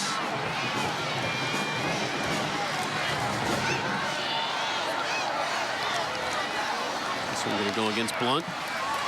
So second and 3rd now becomes second and 8. Well, the first half was pretty no penalties for Blount. Free. Yeah, none for Blount. There were 6 against Vigor in the first half. Yeah, Blount. On the offense. Repeat, second down.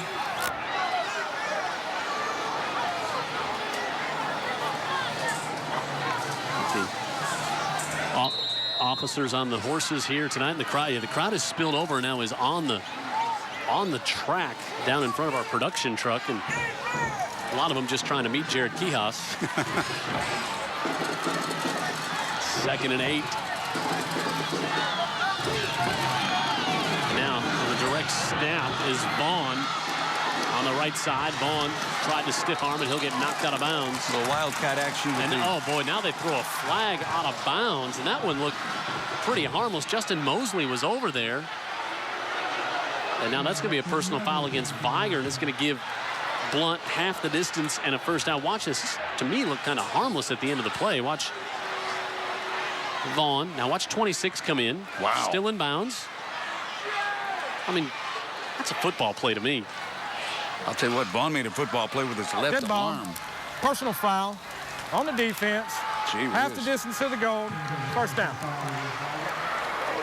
Something can happen here without a penalty. They're calling what they see or what they think they see, and they're a lot closer than we are. Too wide to the left. Yeah, first and goal from the 4.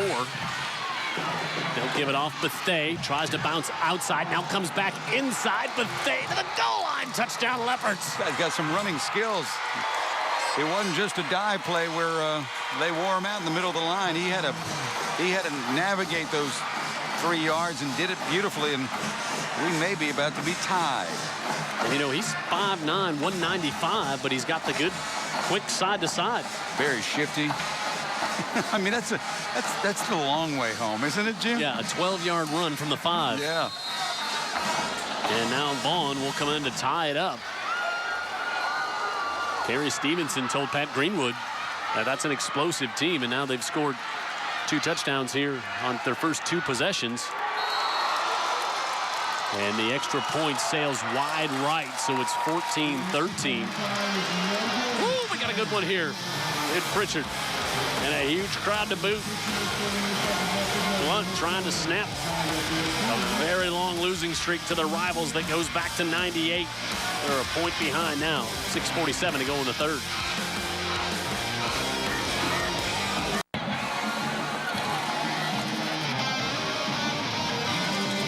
Well, the games of the week have not had any trouble living up to their billing so far this season. No, they have not disappointed.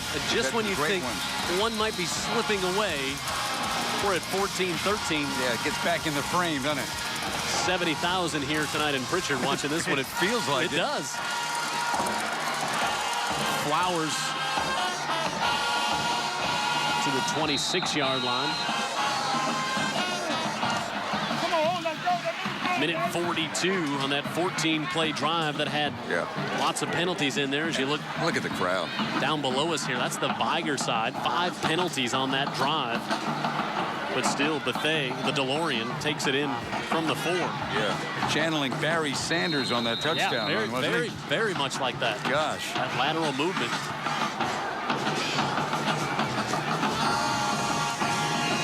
The Vigor Wolves back in their 2-back set.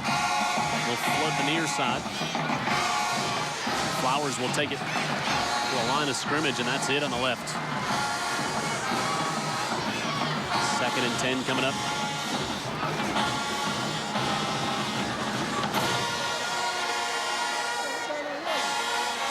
I don't think you could have done any better if you had Nick Saban talk to you at halftime. I mean, they have come out a completely different team with a hobbled up quarterback. He's gutting it out. Yep. Offensive line taking over at that line of scrimmage, which they have to do. The fact is, we're only halfway through this third period. This game could take several more shifts.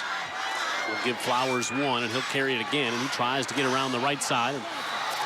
Flowers to the 33-yard line. 3rd down coming up for the Wolves as Kelton Stallworth hangs on for the tackle. Again, Flowers, just a 10th grader, as Kerry Stevenson mentioned to Pat Greenwood there at the half. 6 foot, 200 pounds. Boy, McGill 31-14 over Daphne. Yeah, well, in Daphne. Daphne, you know, they're just waiting on a cup of coffee. Keep in mind, they can get behind and come back. We will take a timeout. It's a heat timeout halfway through the third. 14-13, the UTV 44 Game of the Week brought to you by Whataburger.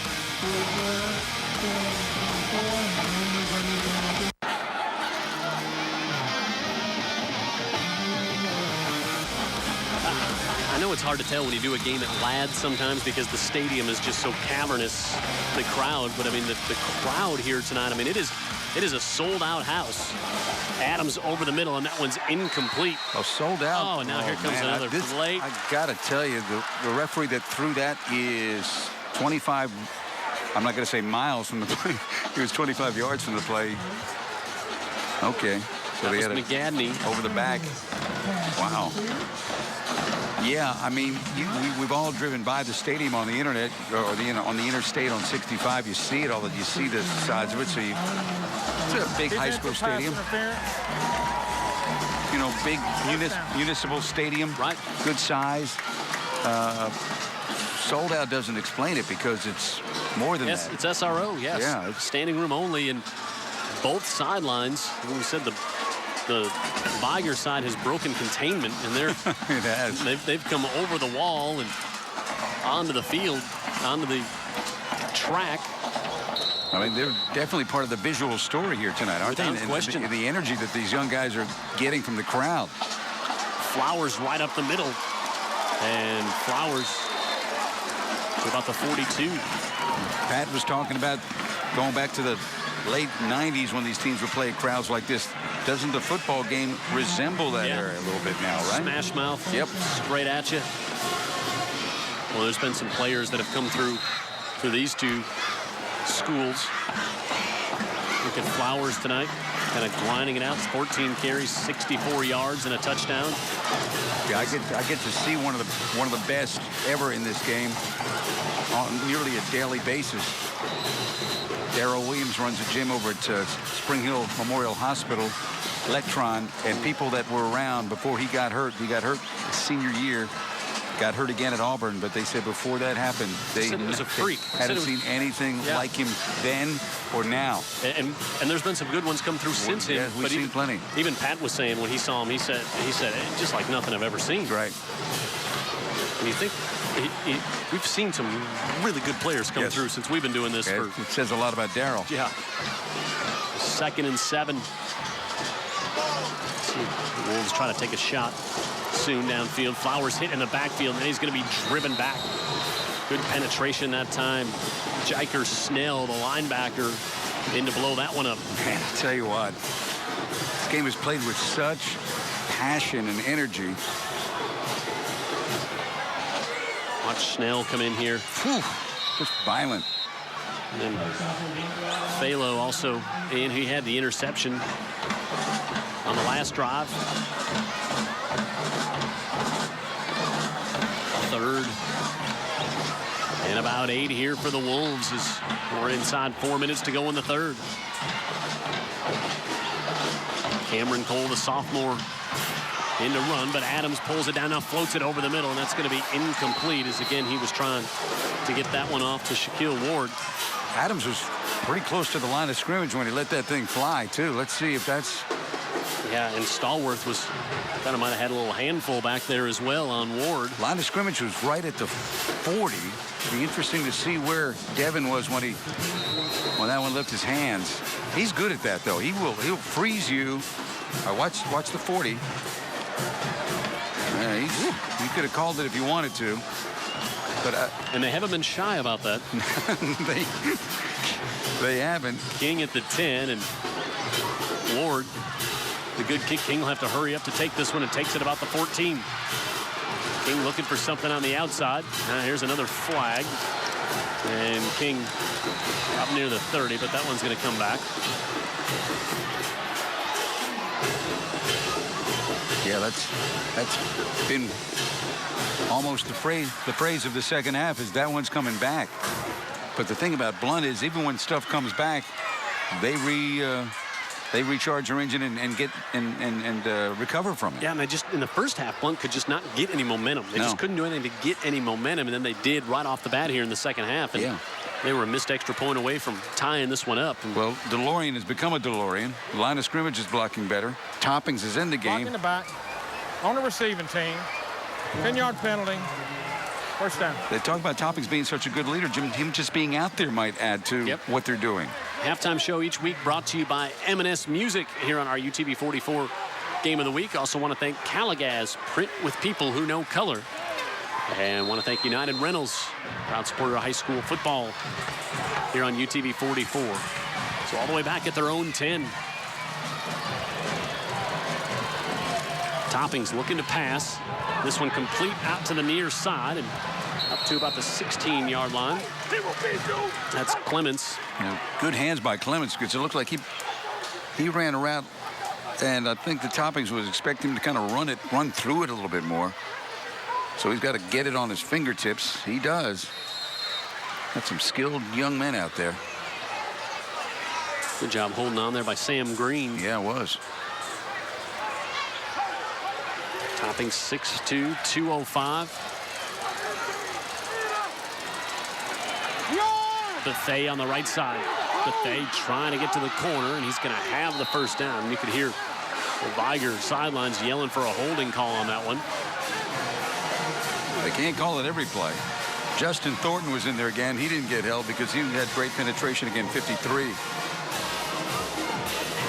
Does pick up the first down. Boy, this is exactly what Blount wants to do, Jim. Wow, look at just the attitude at the end of the run. if you just kind of think you might want to play a little football, don't sign up for this one. Parents, don't watch this one. If your young son's a little undersized, this is not the one. Toppings eludes some pressure. Ankle looking okay here. And he'll pick up a couple, but that is not what you want to see in a flag drop at the very end of that play.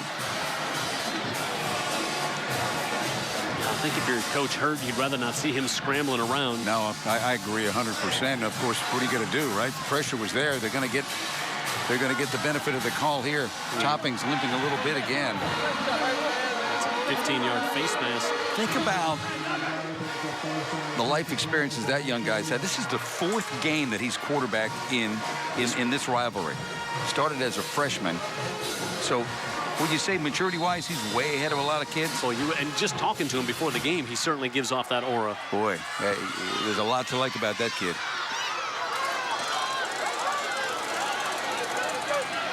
Right at the 40.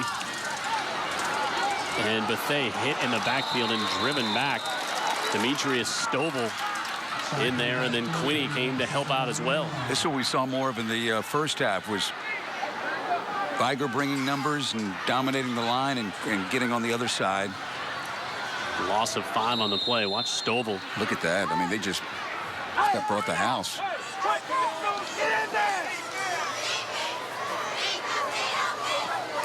Second and long for the Leopards. They give him time. Toppings can shoot some big yards away through the passing game just like that. 2 receivers here, and he's looking over the middle, and he's got Lee, and Lee is going to be right at midfield and about a yard short of the first down. We're watching them pregame, Jim, throw that one over and over and over again, and if it looked like clockwork to you right there, I know why. Rivers was in on the stop. And 3rd and less than a yard here for Blount. Good play by Lee as well. Or I'm sorry, that was Lee had the ball just slightly behind him. 38-14 now. McGill over Daphne. No miracle comeback this time, huh? Thanks to Wes Williams from Will 2 keeping us updated on that one. The pitch in the backfield. That's Vaughn, who makes a nice move and picks up a first down. Looked like that was going to be blown up for a loss. And then Demetrius Vaughn able to move it into Vigor territory and get the first down. Quinney, he had it cornered off. He had the edge, and that's where the play was trying to go. But he didn't get him to the ground. Watch Vaughn. These guys are elusive and strong. Now, they're built low to the ground, but they're just good football players. They get you yards when the line doesn't do their job. This might be the last play of the 3rd quarter. It's been a blunt quarter in every sense, Jim.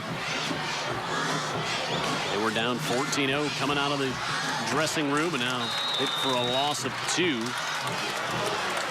And that will be the last play of the 3rd quarter. So Blount was down 14-0 at the half. They scored 2 quick ones to open things up here in the 3rd quarter, and they will head to the 4th, down a point, but they've got momentum, and they've got it in Vigor territory to start the 4th here on UTV 44.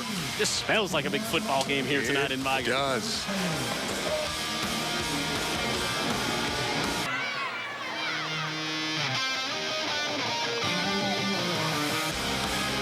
Jim Cox, Dan Brennan, Brian Aaron, our statistician, Pat Greenwood on the sidelines, Jared Kihos in the truck here.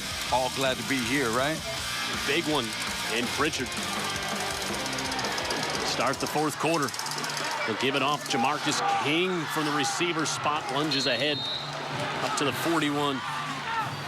They got a few weapons. They got a few weapons on the Blount side of things. And they're starting to get the ball in their hands. King, he's their go-to guy up top and lunges forward to pick up a few extra here at 3rd and about 5. We'll call it 3rd and 6 for the Leopards. Down by 1, trailed 14-0 at the half. Quinteris Toppings back in at quarterback. Gives it off to Thay right up the middle, and he has the first down, lost the football. That was a big hit to knock that one out at the end. Vigor says they have it, and so do the Zebras. Blount saying, wait a minute, we got the ball at the bottom of the pile here. Hang on now. Let's see. It's going to Vigor.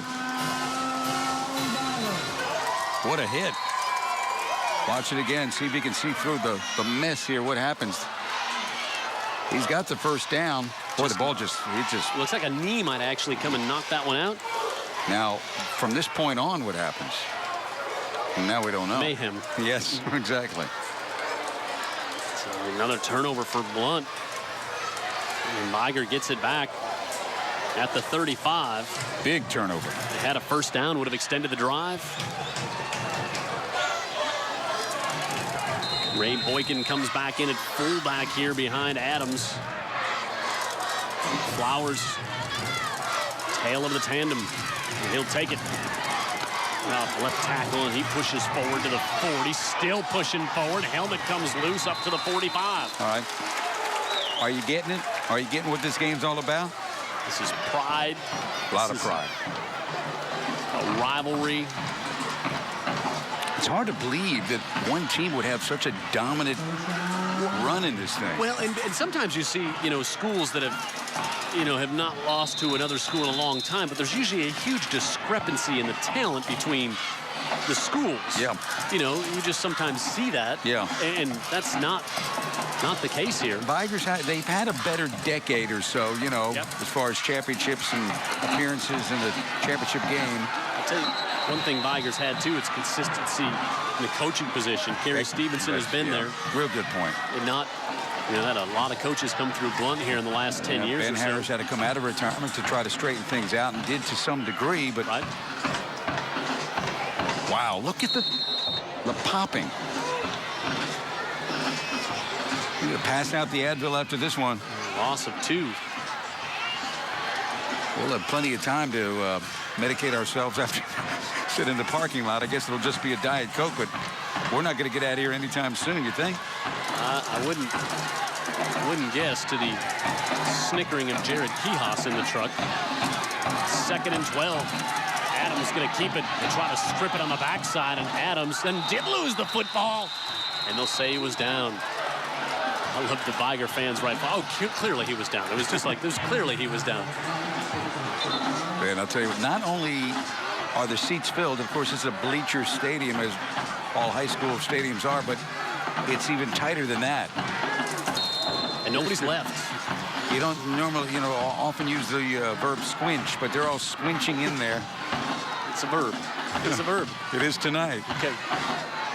Big 3rd down. 3rd and 6 from their own 49. 3 minutes into the 4th. Single safety. They're up tight. This is the sophomore Cole, and he had no chance.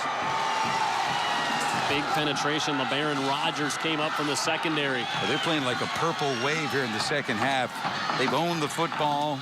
They've turned Vigor back. They've scored twice. Now they're going to make Vigor punt again. Cole just didn't have anywhere to go. It was great penetration by McGadney, and then Rogers came up. King is dangerous on the return.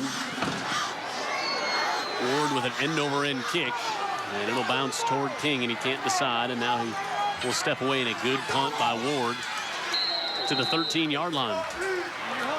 Into tonight's game, we got some tough work. Try to come up with who's going to be the players of the game. You can log on to UTV44.com to find out who that is. And we got a viewer wanting to know an update on the McGill score. And luckily we have Wes Williams from Will2 keeping us up to date over there. 38-21 with 3:01 to go. That one looks like it's safely in the win basket for the Yellow Jackets. Although, what could happen over at Jubilee Stadium late in the 4th quarter that we haven't already seen? Yeah.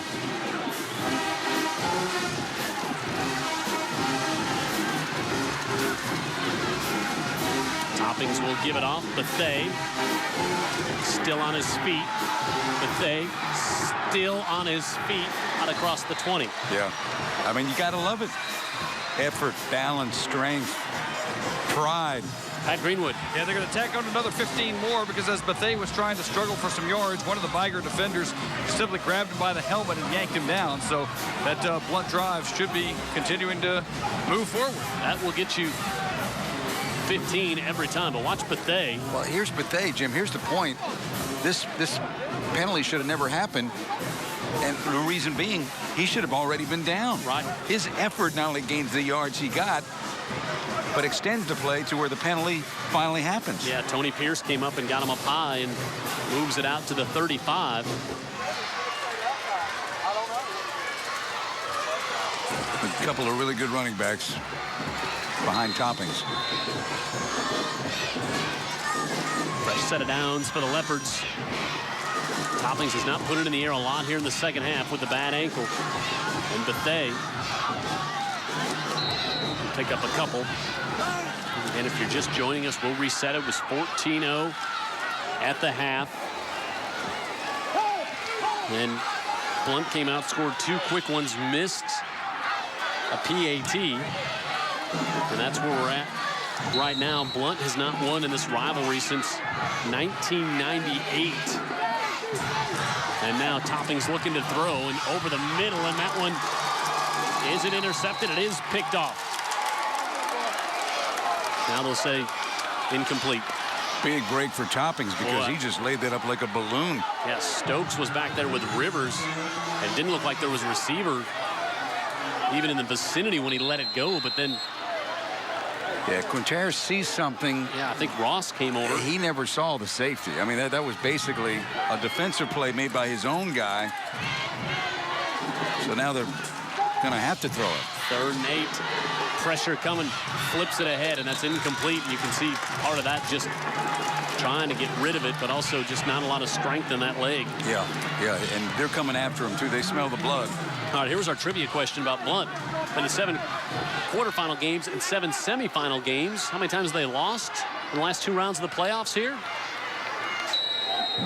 Never. Wow.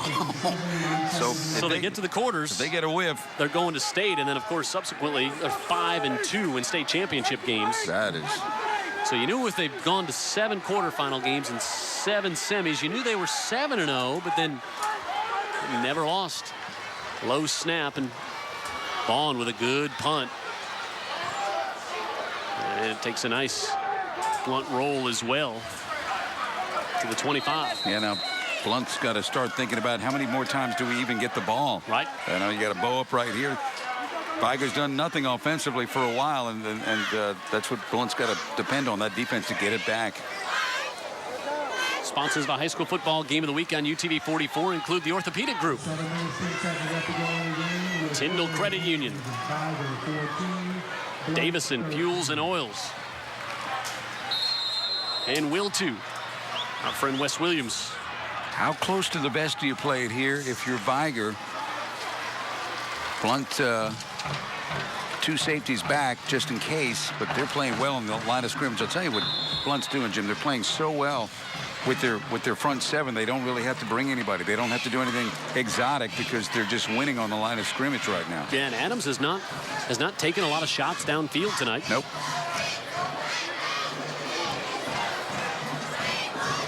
Inside 7 minutes to go.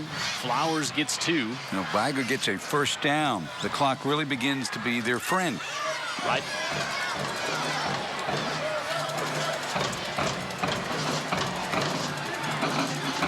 Inside give. And Barron to the 31-yard line.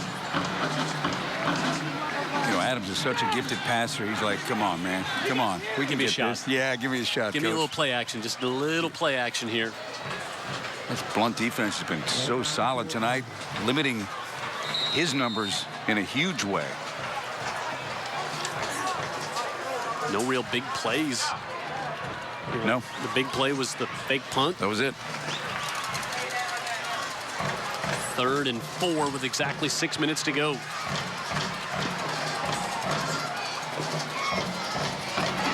And hit and stuff is Barron. How many chances is Vigor going to take down here? None. Good penetration. Torrey Radcliffe came in and stopped this one. Just drove. Really, yeah, he pushed the blocker was pushed back and Push Burgess right back. Burgess made the stop. Now Ward he's had a couple of not so great punts here tonight, but he's had some good ones. And now they look for the fake to the near side again. They're going to heave it up, looking for Cameron, and again at midfield it's caught, and a flag comes in, and King, the return man, saw it the whole way, pointed and said, here it comes. And Ward fires it up near midfield. Well, I was just talking about Vigor not taking any risks, and then that's exactly what they do. That's the risk of the night. That's their big play, second time tonight. Pass interference against Blount. Of course, it doesn't matter. They got the first down, and this one was covered a little bit better. A lot better, because the first one wasn't covered. What a call. Flat-footed execution. Just incredible play. Twice tonight. How do you call that? I mean, they executed fantastic, but man, to have the gumption to say this is what we're going to do. Yeah, we'll take a heat timeout. We'll noodle that one through some more, and 5:17 to go. I need the heat timeout. 14-13.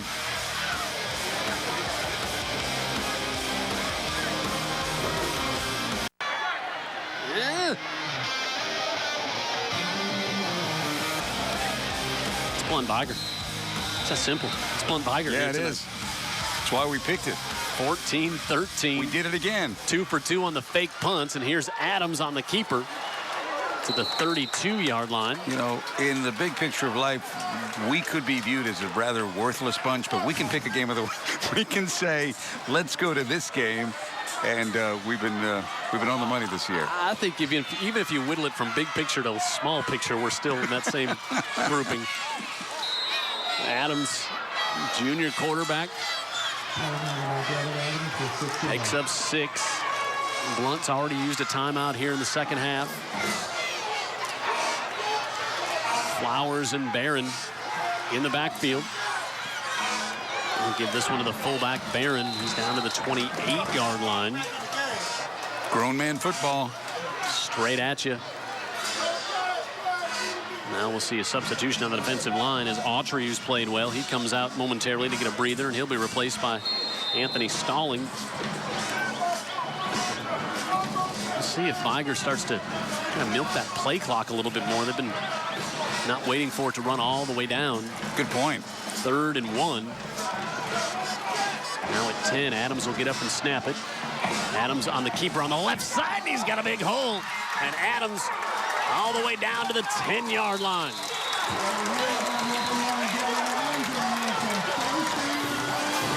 18 yards. He's shown us a lot more with his wheels in this game than he did in week 1, and that was a huge play. Just a little belly play, pulls it back from the fullback and makes a nice move to step it on the left side. Better than you think, running the football. He really is. Took a big lick there from Lucius, but stayed on his feet.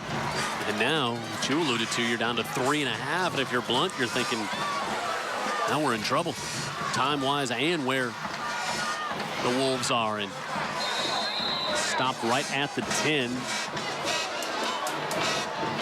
is Flowers. You can reset that 4th down decision they made again to throw a play that's already worked once, a fake punt. That in the 4th quarter with 6 minutes to go. Way in your own territory. Yeah. Logic took a holiday right there. And yet, but it was completed. Tremendous play calling when it works. Yeah. I mean, it's just nobody would have second-guessed him in the crowd here below us had it not worked. Oh, wow. Now the play clock down to 2. And they pitch it on the far side. Flowers makes a move at the 10, and he's in for the touchdown. First score in the second half for Vigor. And that missed extra point looming huge right now.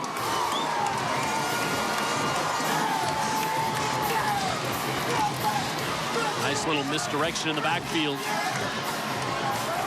And And Flowers goes in. Flowers, well, good looking back. We hadn't seen that play call all night. Had not seen that call. Yep. Save it for when it matters most. You're right. Big right here.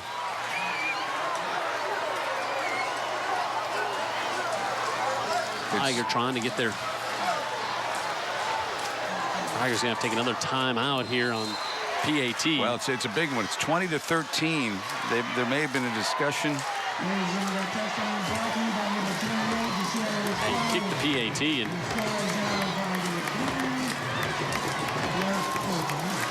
Scoreboard looks like the one at Comiskey back when the White Sox hit a home run in the 70s. It's going a little crazy there. The numbers and on and off. It's on, it's on, it's off.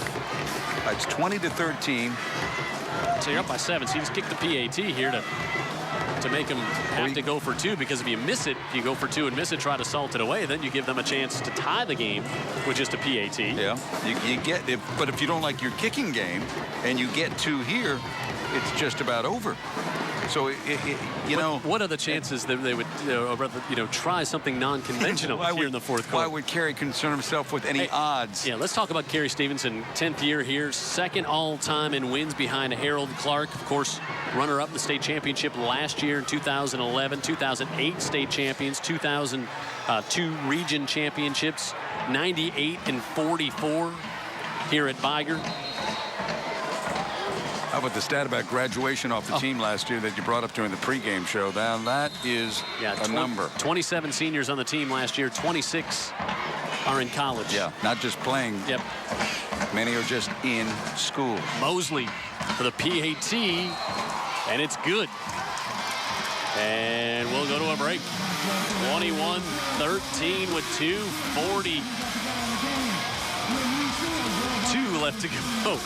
Here on our UTV 44 Game of the Week. Every second may count.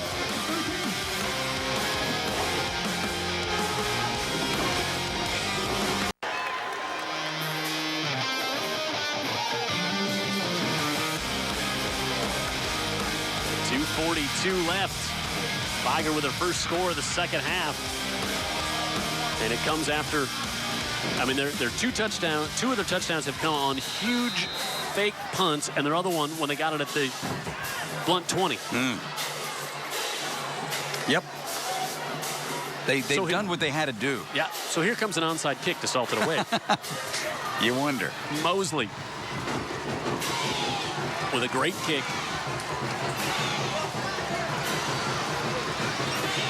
Back to the 5 is Vaughn. Vaughn, a little stutter step.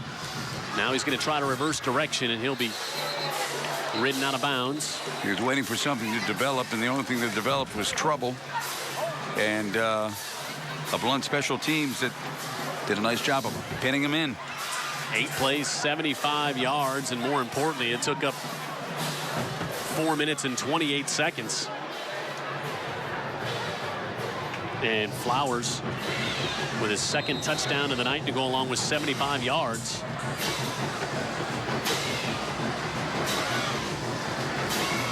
And now Toppings, who has not thrown it a bunch with a bad ankle, is going to have no choice. Guys in green know that. They know he's hobbling. Toppings quick out on the far side, gets it to King, who's out of bounds, but he gains only 3. I was thinking about our players of the game, but you know what? With 2 1/4 left, someone may reveal himself in between now and the horn. We've submitted too early before. And yes, we have. 25 left.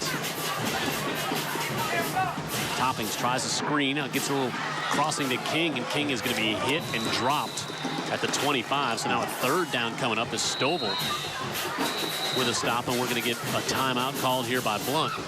Each team with 2 timeouts left. Now Blount's going to be down to 1. And they're going to have to get a first down, more importantly, to keep this drive. Two completions for a combined 3 yards. And let's tell you about our scholastic athlete for Blount, Ashley Turner, junior volleyball player, 4.02 GPA. He's going to study pre-med at Xavier in New Orleans. That's fantastic right there. And Marcus Cook, senior for the Vigor Wolves. Cook starts at center for this team. 3.9 GPA, ranked number 9 in his class. You know how 3-year starter, playing that state champion team that went to the state championship last year. He's been on all very good teams, you know, and it's always our pleasure to get a chance to meet these young guys and gals in Ashley's case right there. But the football players before the game, at practice, with their helmets off, get a chance to talk to them and get the stories like that about kids that are doing so well in a very well-rounded way. Yeah. See Cook down there. There's a young man who's had a great career here. He's never lost to Blount. He's trying to keep that streak going for his Vigor pride. 3rd and 7. Blount now down to 1 timeout, and Vigor's bringing the blitz. Toppings floats it over the middle, and it's incomplete. Little soft spot there as he tried to get to the sophomore lead. Yeah, he had something there too. Now the safeties were behind it, but that one was there. But they had pressure in his face as he called it.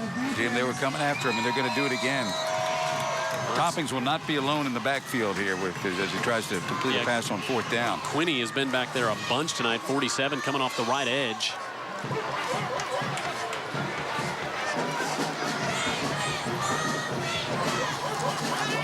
Fourth and 7, 2 minutes to go. This is your ball game. Toppings looking to his right over the middle in traffic. He's able to get it to his tight end. That's Darius Ross. You know, he's got a 1st down. What a clutch throw. Phew. What a big throw on one bad wheel, and it doesn't surprise us. This kid's a threat. I'm telling you, Toppings, you give him time, and that's why Blount's been bringing the heat over and over again. Both of these quarterbacks, you cannot let them sit back there. They are too good. Under 2 minutes, you got to take a shot downfield here soon. Toppings flings it to the far side, and King makes the catch and gets out of bounds at the 45. Good job to get out of bounds over there. I'll tell you what, Toppings with a chance to put his team in a position to have a chance to start flinging it for the end zone. And they can tie it here if they were able to score and get a 2-point conversion. Toppings zips it to the near side, gets it to Bird. Looked like Bird might want to pitch it back to. Looked like they might have tried to set something up to Ross there, maybe trying to pitch it back a little bit. But yeah, I don't know. He never gave you the indication. It looked like it could have happened, but he did a great job of getting out of bounds. And he was. I watched right away. And again, we got kind of a prevent defense going on here with Vigor. Bergen was open from the start. This kid can throw it on a dime, so coverage just not tight enough. Two deep safeties trying to prevent the touchdown. That's Burden's first catch of the night. Toppings now has all kinds of time. Throws it in traffic, and it's complete in the middle of the field. They're going to have to hurry as they get that one to Bethea out of the backfield, and that's going to keep the clock running down to 1:10. Blount has 1 timeout left. You know, you cannot replicate the leadership that Toppings is bringing in right now. You know, totally different team. Yeah, not just the ability to throw it in play. Toppings looking, fires it off to Ross, and Ross is going to be hit by Deshaun Davis, and a flag comes out. He must be going to call a face mask. Davis is like, what did I do? Well, that'd be a big call. Plus, the clock is stopped when it normally would not be Davis. We know all about him and what a player he can be, number 12 at linebacker. Yeah, that play was going to do nothing but eat up a bunch of time, or force Blount maybe even to have to use their last time out. Let's watch here. Boy, he was up high, but it didn't look like he had the face mask, and it did. It's maybe just going to be the 5-yard type. Now they're going to wave it off. Yeah, that's a good call. Now they got to start the clock again, obviously. Good work by the officials to get together. Look at Ashley Johnson, the coordinator, defensive coordinator from Vigor, is there telling the officials start the clock. Yeah, they're doing Blount some favors here by not starting it. Now they'll start it. Let Blount get set up. Toppings scrambles out to the right side, has time over the middle, wide open. Did he catch it? No. Darius Ross says, I caught it. Boy, he had an official behind him and one right alongside of him. That's what I do too. Now, I'm not saying he didn't catch it, because it wasn't obvious to me one way or the other. Was it to you, Jim? No, and down there in the very far end, but Jared Kihas and his crew will give us a look right here. All right. Does the ball hit the ground?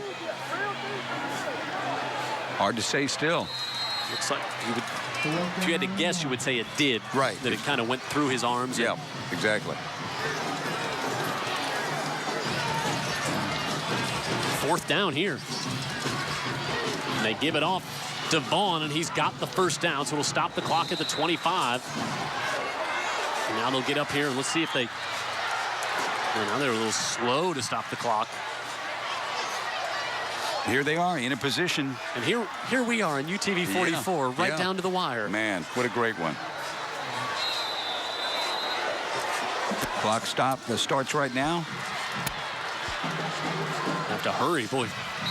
Some time, and now you get a flag. And I think it was probably some movement on the left side because suddenly, once again, Thornton, who's been a disruptor all night for Vigor, he's coming and they're trying to adjust to it. Either he was offsides. Of course, if he's offsides, you don't stop it. Well, that's what it was. But yeah, you don't usually stop the play. And if you jumped off and you did stop it, you should have stopped the clock, which I guess they did. And now now they just wound the clock, and now Blount's not ready to snap the ball. That's so after a penalty. Yeah, so now they're down all the way to 20 seconds. Toppings floats it into the corner, and it's picked off. Just floated that one up, didn't see much going there, and the pick to seal this one. Dwight Williams, a sophomore cornerback, comes up with a pick, and Vigor is going to run their winning streak over Blount to 14 in a row. Incredible. Watch Toppings. Just kind of heaves it in desperation. And nobody around. And Williams, a sophomore, and then the sophomore just goes down, says, I'm not going to fumble this. Yeah. I'm going to gladly play the hero after the pick here. And there's a party erupting. Well, it was already a party. Yeah, not that there was some semblance of one, but it's really erupting on this side of the stadium now. And Vigor continues their mastery over Blount with 12 seconds left to go. What a game. Vigor just has to snap it one time.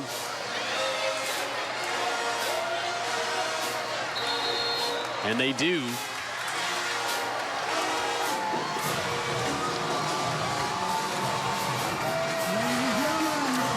And the Vigor Wolves are now 4-1 on the year, as are the Blount Leopards. It's a non-region game, but it is a civic pride matter here, and Vigor continues their dominance in this game. And how about, hey, just a tip of the hat to the city of Prichard for coming out for this one tonight, Dan Brennan. Yeah, and they could have sat back and watched it on UTV 44, which I'm sure plenty did, but it was a sardine can here tonight. What a game, though. Again, you just know the effort and the pride and the extra effort that you see on nearly every play in this game. Always remarkable. And then it comes down to one play. I think it comes down to two big plays, the two fake punts. Oh, yeah, absolutely, yeah. Well, that's why in my way of thinking, you got to put Ward up there for one of the shots for player of the game, because he made two of the biggest plays of the game, throwing it from punt formation. Really on both of those, and it might be something that he looks at and sees and makes the call, reads it. Well, the first one was fairly easy to read. Yes, right. Coach Quinney making his way back to the Blount sideline, a friend of ours for a long time. Yep, Pat Greenwood. All right, thanks a lot, guys. Coach, first of all, just the emotion of this game. I mean, talk about the rivalry, what it means to these players, win or lose. I mean, it's just this family, man. And it's the best of all rivalry. You see it right now. Coaches embracing coaches, kids embracing kids. Man, it's a big family affair. You know, I hate that we have to play it, but it's a good rivalry. And I mean, I know they're gonna have. That was a heck of a football game. Fake punts. You guys have the guts to call them, don't you? Well, Coach, you practice them every day. Hey, what you call it? No faith, no glory. You can't. If you want to go for it, you ain't got no glory, baby. And lastly, just for your kids, what does this mean to them? This was an undefeated Blount team. I mean, man, we got to fight every week. and this week it just happened to be Blount. We're going to line up and have another fight again next week. You know, in fact, when we leave out of the stadium, we're going to have another fight. So, you know, we just got to keep fighting, and we just try to keep fighting to the end. All right, congratulations, Coach. All right, we know how to pick them, guys, don't we? Wow, I tell you. Well, you know, and nothing else. How about Blount? Now they go to McGill-Tulane next week, and they've got to put this one behind them. They got to get Toppings healthy. Yeah, Blount is an interesting team, though. You know, I don't think we've seen a team quite like Blount. I think when they're healthy all together, they're still going to be a load to try and handle. That'll be an interesting matchup next week.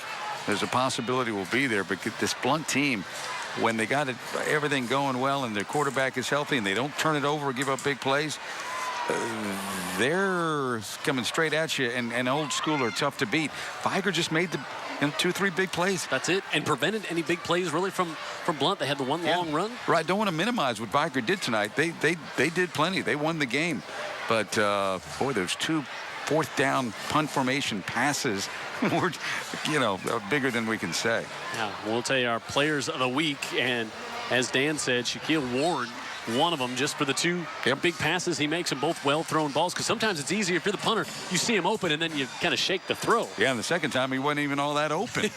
And Desharius Flowers, running back from Vigor as well, and DeLorean Bethea, the running back for Blount. And wow, just, hats off to both these teams, the city, the fans. What a great civic evening it was here in Prichard. Mayor Davis, the mayor of Prichard, had to play it down the middle. You know, he wasn't wearing green or purple. And, of course, he's a graduate of Davidson High School. So our final score, 21-13. Vigor with the win. Congratulations to the Wolves. We're back in region play next week. So for Jared Kihas in the truck, Pat Greenwood on the sidelines, Brian Aaron, our statistician. Vic Lockett returns after his 1-game suspension next week. I'm Jim Cox, my partner Dan Brennan. Final score, Vigor 14 in a row now over the Blount Leopards.